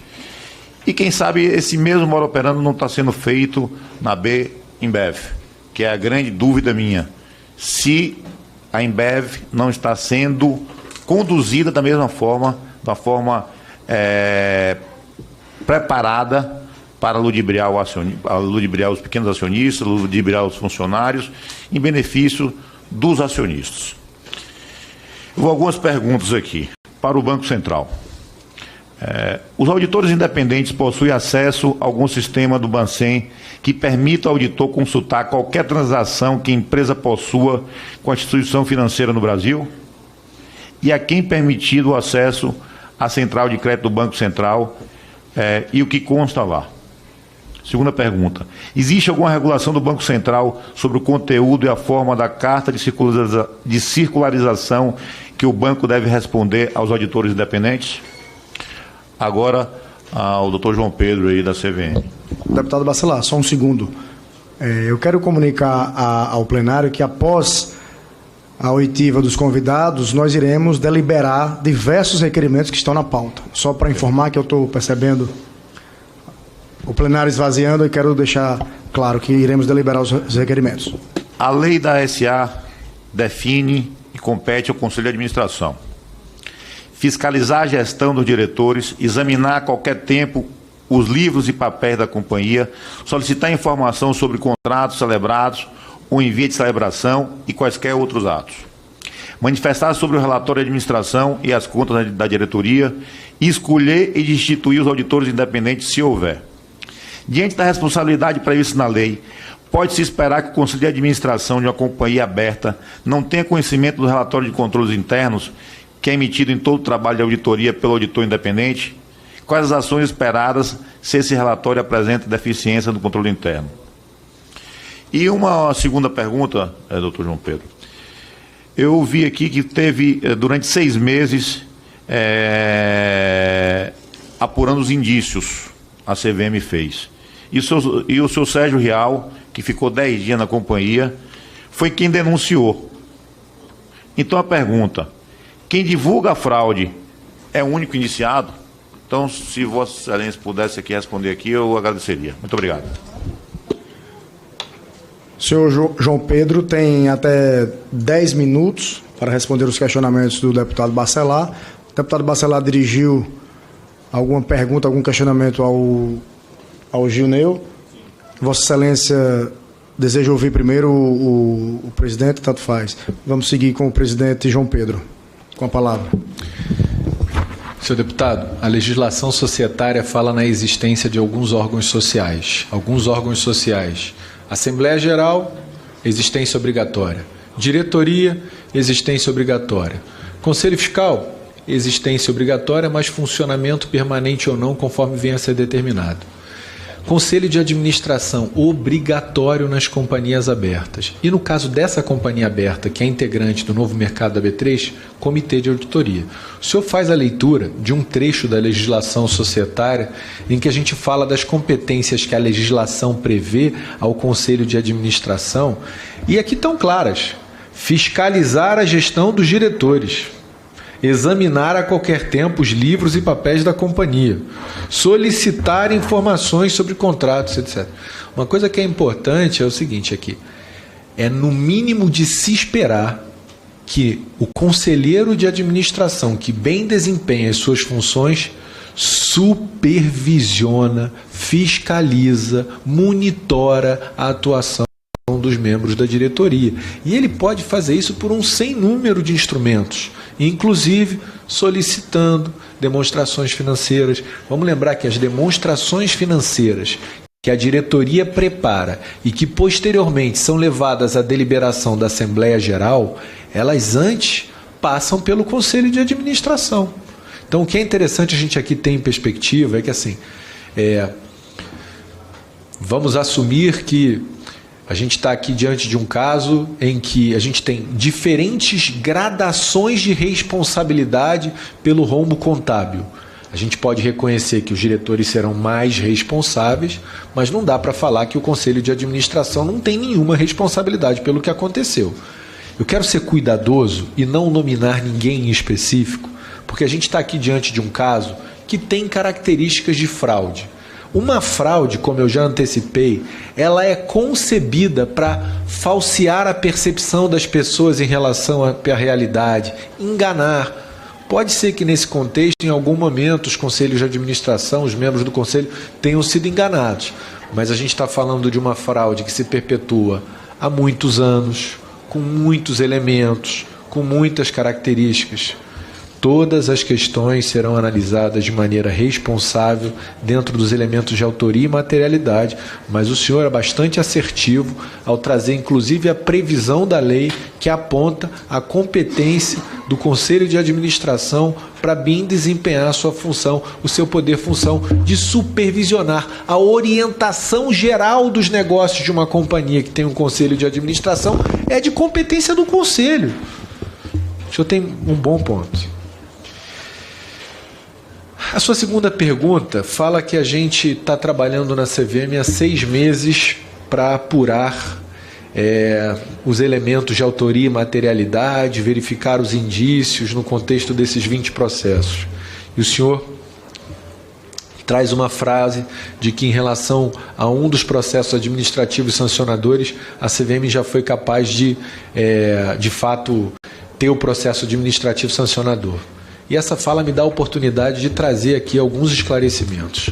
Primeiro é o seguinte, existem diferentes graus de complexidade na apuração dos elementos de autoria e materialidade, na individualização das condutas, na instrução processual, na comprovação.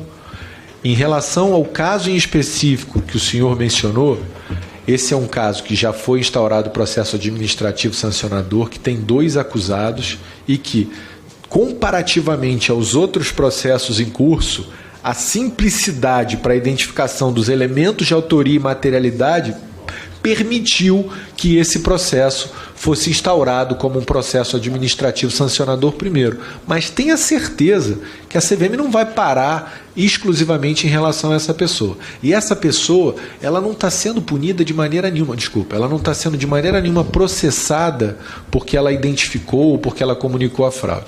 Na realidade, ela está sendo comunicada, o processo dela não guarda relação nenhuma com a fraude em si. O processo tem uma relação específica com a maneira como foi realizada uma teleconferência e a maneira como foram divulgados para alguns agentes de mercado em específico algumas informações que não haviam sido divulgadas anteriormente em fato relevante. Então a gente está falando aqui de informação privilegiada, a gente está falando num manuseio inadequado de uma informação que ainda não havia sido transformada em pública.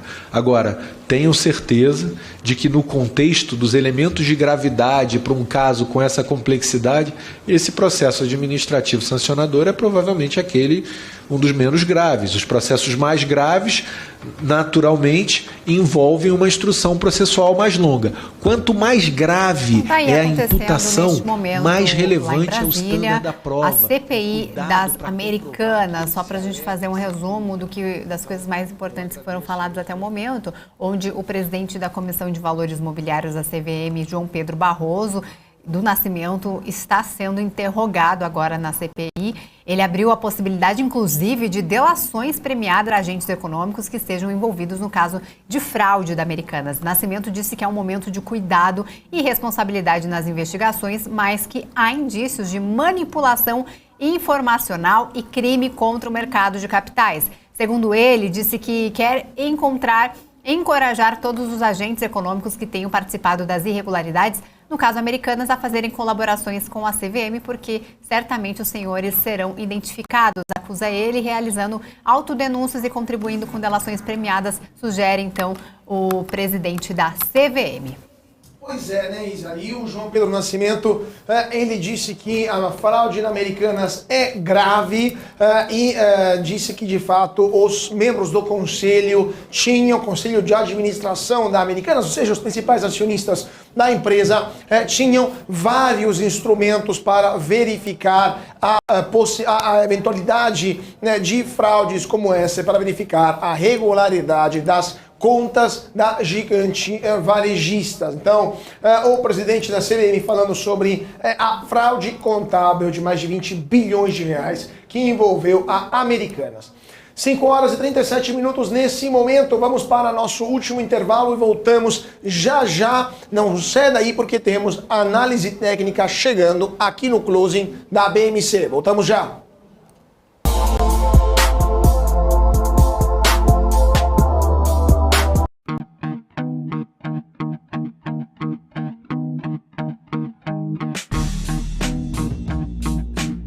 Quais foram os fatores que fizeram essas operações elas desempenharem e por que surpreenderam o mercado financeiro? Business traz panoramas, resultados, prospecções e expectativas de companhias listadas no mercado. BMC News. Informação que gera valor. A maioria dos gurus financeiros estão por aí fazendo você acreditar que operar opções é difícil demais. Será mesmo? Meu nome é Raoni Rossetti, eu trabalhei na XP por 11 anos, montei a área de produtos estruturados e por vários dias eu negociei mais de R$1 bilhão no meu teclado. Eu desenvolvi algo muito simples, que antes estava escondido apenas para grandes investidores que eu atendia. Mas eu resolvi abrir o jogo em uma websérie de 3 episódios 100% gratuitos. Tesouro Direto. Tenho certeza que você já ouviu falar nele. Mas você sabe o que ele é? Esse é o quadro BMC Explica e o tema de hoje é Tesouro Direto. Bom, nada mais é do que um programa do governo brasileiro em parceria com a B3 que permite que pessoas físicas invistam diretamente em títulos públicos emitidos pelo Tesouro Nacional, bastando apenas ter uma conta num banco ou em uma corretora habilitada pelo Tesouro Direto. O Tesouro Nacional oferece títulos com diferentes tipos de rentabilidade, atreladas tanto à variação da inflação do país mais uma taxa real, a Selic, ou a uma taxa pré-fixada. Esses títulos são uma das formas do governo de captar recursos para financiar as atividades e projetos. Os investidores podem escolher diferentes tipos de títulos com prazos e rentabilidades diferentes. Além de acessível e de apresentar muitas opções de investimento, o Tesouro Direto oferece boa rentabilidade, liquidez diária e baixo risco de crédito. O investidor pode ficar até o final do prazo contratado ou até mesmo sair antes do prazo. No entanto, se sair antes, a rentabilidade pode oscilar, resultando ou em ganho maior do que o planejado ou até mesmo em perdas. Essa opção de investimento é de baixo risco, porque são garantidos pelo governo federal. Mas é sempre muito importante avaliar os riscos e as oportunidades antes de fazer qualquer investimento.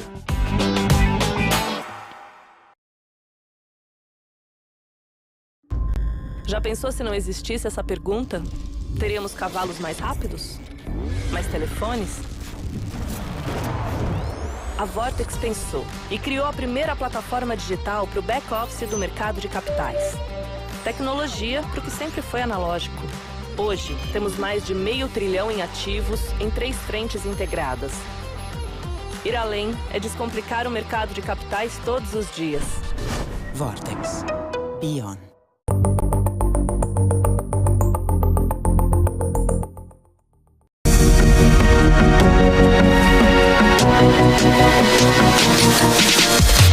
BMC News. Informação que gera valor. E de volta para o nosso closing aqui na BMC. Muito boa tarde para você que está se sintonizando agora às 5 horas e 41 minutos nesse momento. Bolsa que terminou o dia em leve queda, 0,20%. Aftermarket continuando no Ibovespa. Maior alta do dia, BRF 4,86%. Seguida pela Raizen 4,53%. Lojas Renner 3,85%. Embraer cai 4,65%. Braskem 2,91%. E Companhia Siderúrgica Nacional 2,24%. E vamos então analisar um pouco as ações que mais se movimentaram hoje com o João Lucas Tonello, analista da Annendorf Research. Muito boa tarde, João. É um prazer tê-lo conosco aqui no closing da BMC.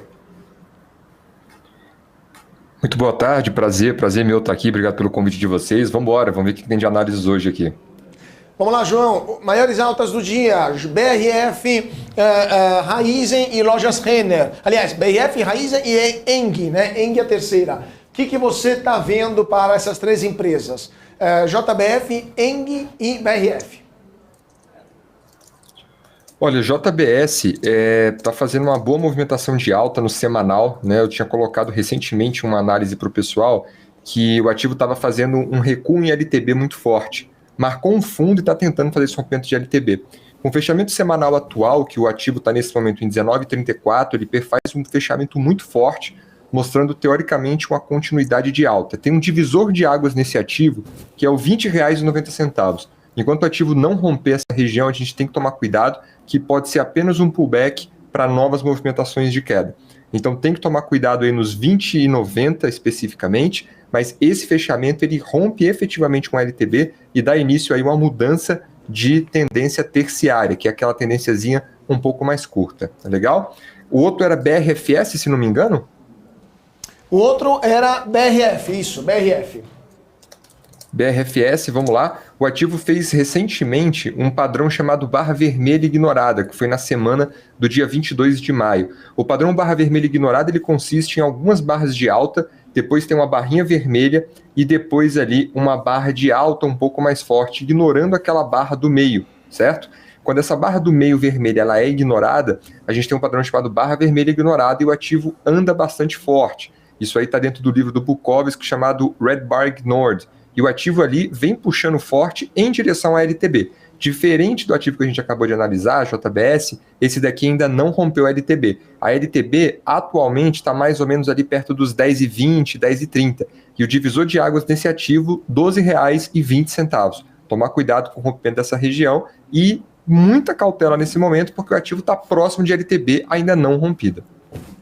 Perfeito. Agora, antes de passar a palavra para a Isa, só queria pedir as piores do dia. Embraer, Braskem e Companhia Siderúrgica Nacional. O que vocês estão vendo?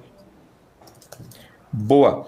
Embraer, a gente tem uma tentativa de rompimento de LTB que está falhando. Então, ela já tentou uma vez romper essa LTB no dia 3 de abril e novamente agora vem falhando novamente no rompimento da LTB, agora dia 19, na semana do dia 19/6, e está falhando. Esse movimento de falha de Embraer, caso feche abaixo de média 9, dá ensejo a vendas com stop lá na região dos 20,60. Esse ativo está mostrando ali exaustão, falta de força nessa região de alta aí, tem que tomar cuidado. Quem tem um ativo, fechou abaixo de média 9, encerra a posição. Quais foram os outros dois que o senhor falou? Embraer, Braskem e Companhia Siderúrgica Nacional. Boa. Braskem agora, então, para depois Siderúrgica Nacional. A gente tem Braskem com alguns gaps de alta, né? Ele fez ali umas puxadas bem interessantes. Nesse momento, o ativo conseguiu fazer rompimento das regiões de resistência principais, que era divisor de águas, que era os R$ 20,60, e o ativo abre espaço agora para uma tentativa de buscar os R$ 40 com espaço de 30% de alta. Para quem tem posição no ativo, não deve de jeito nenhum deixar perder os R$ 25,80, que é justamente o gap que foi aberto, que esse caso aqui se classifica como um gap de fuga. Então, se perder os 25,80 em um fechamento semanal ou diário, é hora de colocar essa ação no bolso e sair dela. E nesse momento tem espaço de alta aí de uns 30% até buscar ali próximo aos R$ 40. Perfeito. E Siderúrgica Nacional, acho que faltou só desculpa, esse, né? CSN, isso, CSN. Vamos lá. CSNA, a gente está tendo uma movimentação de consolidação. O setor está um pouco complicado porque a China recentemente estava com aquela questão de acelerar toda a questão de demanda e a diminuição que eles fizeram lá não foi uma diminuição tão forte quanto esperavam. Então a gente ainda acredita que a demanda da China ainda está devendo um pouco de espaço ali para uma puxada de alta em Vale, que é a principal favorecida quando o minério acelera a demanda chinesa, né? No caso de Siderúrgica Nacional, a gente tem um gráfico completamente consolidado desde abril no gráfico semanal e, por enquanto, é esperar, não vejo entradas no ativo. Eu acho que o radar desse ativo, desse setor todo, é ver o que está acontecendo com a China. Salvo, é claro, o Gerdau, por exemplo, que tem uma exposição muito baixa à China e sim exposição aos Estados Unidos, né? Mas para esse setor como um todo, ficar de olho na China, porque, querendo ou não, influi no preço do minério também. E JH aqui? Bom, eu queria que você desse uma olhada em JHSF. A gente falou mais cedo sobre o papel, né, em relação aos fundos imobiliários. O que você está vendo ali de performance para JHSF? Boa, JHSF é mais exposto à alta renda, né? E nesse momento está passando ali por um momento bem delicado do ativo, que é a região dos R$ 5,00. Os R$ 5,00 é justamente o divisor de água do ativo. A LTB desse ativo já foi rompida, que foi justamente naquele momento que a gente não tinha ainda a perspectiva de quando os juros iria diminuir. Na menor sinalização do Campos Neto ali de que iria potencialmente ter uma diminuição de juros, toda a nossa bolsa começou a acelerar, já precificando lá na frente uma diminuição de juros. Então, aquele negócio de fato e boato da Bolsa. Então, muito cuidado, você que tem posição na Bolsa, quando efetivamente, não nessa reunião do cupom, mas efetivamente na próxima, tiver uma queda de juros, tomar muito cuidado que a Bolsa pode vir a realizar lá naquele momento, lá na frente, tá? O mesmo auxílio aí de cuidado, não tente adivinhar topo de Bolsa, porque às vezes está muito forte por conta dessa movimentação de juros. E essa empresa, ela pode sim ser muito beneficiada também por essa questão de juros e está num divisor de águas que é os R$ 5,00. Esses R$ 5,00, se passar ali para cima, tem um bom espaço de alta, tá? Até buscar, quem sabe, R$ 6,40 e R$ 7,40. Agora, nesse momento, entrar no ativo é bem delicado. Não pode, quem tem posição no ativo, eventualmente tenha comprado ativo recentemente, o ativo não pode perder os 4,30. Se ele perder os 4,30, eu não teria mais o ativo em carteira. Perfeito. Última pergunta que eu queria te fazer, João, é sobre Petrobras e Vale, que são as ações com mais importância, mais relevância no Ibovespa. O que você está vendo para Petrobras e Vale? boa. A Petrobras é uma empresa que teve muita briga sobre ela em relação a ela ser uma estatal. Então colocaram aquela questão assim, poxa, por ser um estatal e pelo um governo de centro-esquerda ali poder eventualmente colocar o dedo em Petrobras para mexer nela, seria mais interessante a gente ter PRIO na carteira. Então foi a movimentação de praticamente todas as casas de análises que tem no mercado hoje. Só que isso não se repercutiu na prática, né? A gente viu um governo meio com medo de colocar o dedo na Petrobras, um governo que não teve coragem ali de intervir fortemente na Petrobras, por conta de um apoio popular que é muito baixo, e, consequentemente, eles acabaram ali tirando um pouco a mão sobre a Petrobras. Isso foi muito bom, porque a Petrobras veio de um valuation muito barato, acelerando frente a todas as outras empresas, né? Então, a Petrobras, desde o mês de março, foi justamente quando eu troquei na carteira, eu venho preferindo Petrobras desde março desse ano na carteira, ao invés de PRIO. Eu tirei essa perspectiva de preferir PRIO entre janeiro e fevereiro. E Petrobras vem rompendo topos, vem com muita força. Quem tem posição no ativo, manter posição no ativo e só encerrar isso se o ativo fechar abaixo de média 9 ou fizer um fechamento abaixo dos 27,70. Enquanto isso, compra em Petrobras no setor como a melhor escolha possível no setor de petróleo. Já indo para Vale, a gente encontra um cenário de queda justamente por conta da demanda que eu comentei na China, que esperavam que diminuísse, incentivasse um pouco mais a demanda lá dentro, coisa que não aconteceu na prática. Então, Vale acabou sentindo essa notícia negativa do lado chinês e acabou recuando um pouco mais. Vale tem outra região de suporte perto dos 60 e 90, que em valuation é muito interessante para compra no ativo, analisando o ativo ali em questão de EV sobre EBITDA em relação às suas concorrentes, como por exemplo Semin 3. Mas nesse momento não vejo compras no ativo. Para o ativo ganhar força e a gente pensar em compras de rompimento, 72,60 é o divisor de águas desse ativo. Perfeito. Então, vamos ver o que vai acontecer com Vale, Petrobras e todo o Ibovespa. Eu queria agradecer muitíssimo o nosso convidado de hoje, o nosso técnico de hoje, o João Lucas Tonello, da Benhoff Research, por ter estado conosco hoje. Muito obrigado, João. Uma honra, obrigado pelo convite. Um abraço, pessoal. Muito obrigado. Vamos lá então, gente, vamos para... Bom, Isa, vamos falar um pouquinho de internacional, né? Porque o presidente da Alibaba Group, né, o CEO, né, da Alibaba Group, o Daniel Zhang, deixará o cargo em um momento em que a gigante chinesa de comércio eletrônico está lutando para estimular o crescimento em meio a uma repressão por parte do governo chinês da indústria de tecnologia, além do aumento de concorrência, né? Uma concorrência cada vez mais acirrada entre as rivais. Joe Tsai, atualmente vice-presidente executivo do grupo, vai lhe suceder como presidente, enquanto Ed Wu, que é presidente do Marketplace Online, Taobao e Tmall Group, vai suceder a Zhang como CEO e diretor do conselho. Isso vai ser a partir do dia 10 de setembro, então vai ter uma transição. Lembrando que a Alibaba, que é uma empresa que foi fundada por Jack Ma, também sofreu uma mudança com a saída do fundador, então CEO, após uma crítica que ele fez aos legisladores chineses, aos órgãos de controle do mercado da China, crítica que lhe custou o cargo, e ele hoje está dando aula, virou professor, homem mais rico da China, que virou professor após ter desaparecido por várias semanas, ninguém sabia onde estava o Jack Ma, e foi encontrado somente quando ele decidiu sair, estava em um hotel de luxo, basicamente preso pelo governo chinês, e só então ele saiu, só depois de algumas semanas ele saiu, declarando que tinha errado, que nunca mais iria fazer isso. Então esse é o nível da situação lá na China. Mas temos mais notícias vindo de internacional, né? Carlos Ghosn, né, acabou processando a Nissan em $1 bilhão em danos causados pela expulsão dele como ex-chefe da Nissan. Ele acabou processando ali a montadora japonesa por demiti-lo em 2018 e por sua prisão por suposta má conduta financeira, alegando mais de $1 bilhão por danos profundos em suas finanças e reputação.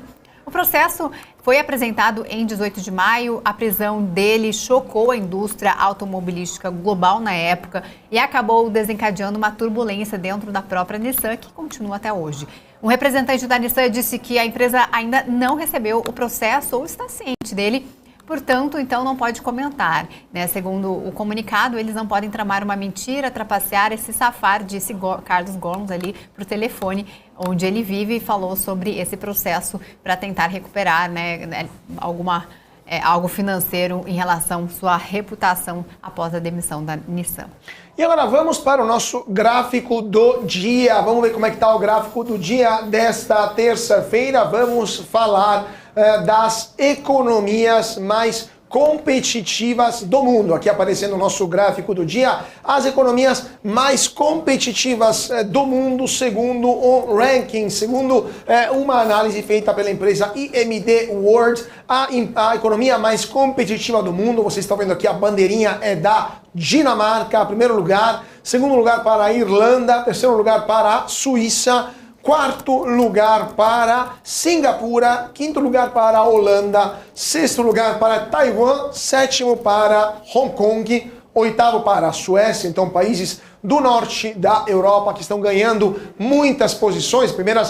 Entre as primeiras posições estão 5 países europeus e os Estados Unidos apenas em 9º lugar, 10º os Emirados Árabes Unidos. Então aqui ficam as maiores economias mais competitivas do mundo. Fica aqui o nosso gráfico do dia desta terça-feira. Gente, estamos no finalzinho de nosso closing bolsa, que então termina o dia em queda de 0,20%, não consegue chegar aos 120 mil pontos a bolsa, 119.622 pontos para Ibovespa, a BRF maior alta do dia 4,86%, Raizen 4,53%, Eng alta de 4,28%, Embraer queda de 4,65%, Braskem 2,91% e Companhia Siderúrgica Nacional cai 2,24%. Antes de passar a palavra para a Isa para falar de como fecharam os mercados lá fora, lembrando que o dólar subiu 0,29%, hoje R$ 4,79. Petrobras subiu 0,16%, manteve os R$ 30,47. E a Vale caiu 2,81%, R$ 67,45. Isa Takaki, bolsas lá fora, como fecharam para encerrar o nosso closing? Vamos lá então, as principais bolsas dos Estados Unidos fecharam em queda. Índice Dow Jones fechou com queda de 0,72%, Nasdaq 0,16% de queda e SP 500 com 0,47%. Agora, dólar fechou em alta de 0,43%, cotado a R$ 4,79. Nessa terça-feira, a moeda norte-americana registrou uma cotação máxima de R$ 4,80 e uma mínima de R$ 4,77. Perfeito. Então, vamos encerrando o nosso closing desta terça-feira. Muito obrigado. Primeiramente, minha companheira de todas as tardes, Isa Takaki. Muito obrigado, como sempre. Valeu. Amanhã, então, é um dia decisivo aí. Tem a reunião, o resultado da Copom. Há uma expectativa de manutenção da taxa básica de juros, porém, o mercado, então, segue na expectativa. A gente vai acompanhar todos os detalhes. É que aqui no closing você vai acompanhar aí o finalzinho dessa reunião. Provavelmente, ali por volta das 6 horas da tarde, a gente já deve ter o resultado aí da reunião durante o nosso programa, né? Então, uma ótima noite para todos vocês. É isso aí, Isa. Muito obrigado e muito obrigado a vocês que seguiram a gente nessa terça-feira. Nos vemos amanhã a partir das 4 da tarde aqui na BMC. Então, fique ligado para ficar sempre informadíssimo sobre tudo aquilo que movimenta o mercado financeiro no Brasil e no mundo. Mais uma vez, muito obrigado a todos pela atenção. Uma ótima tarde e até amanhã.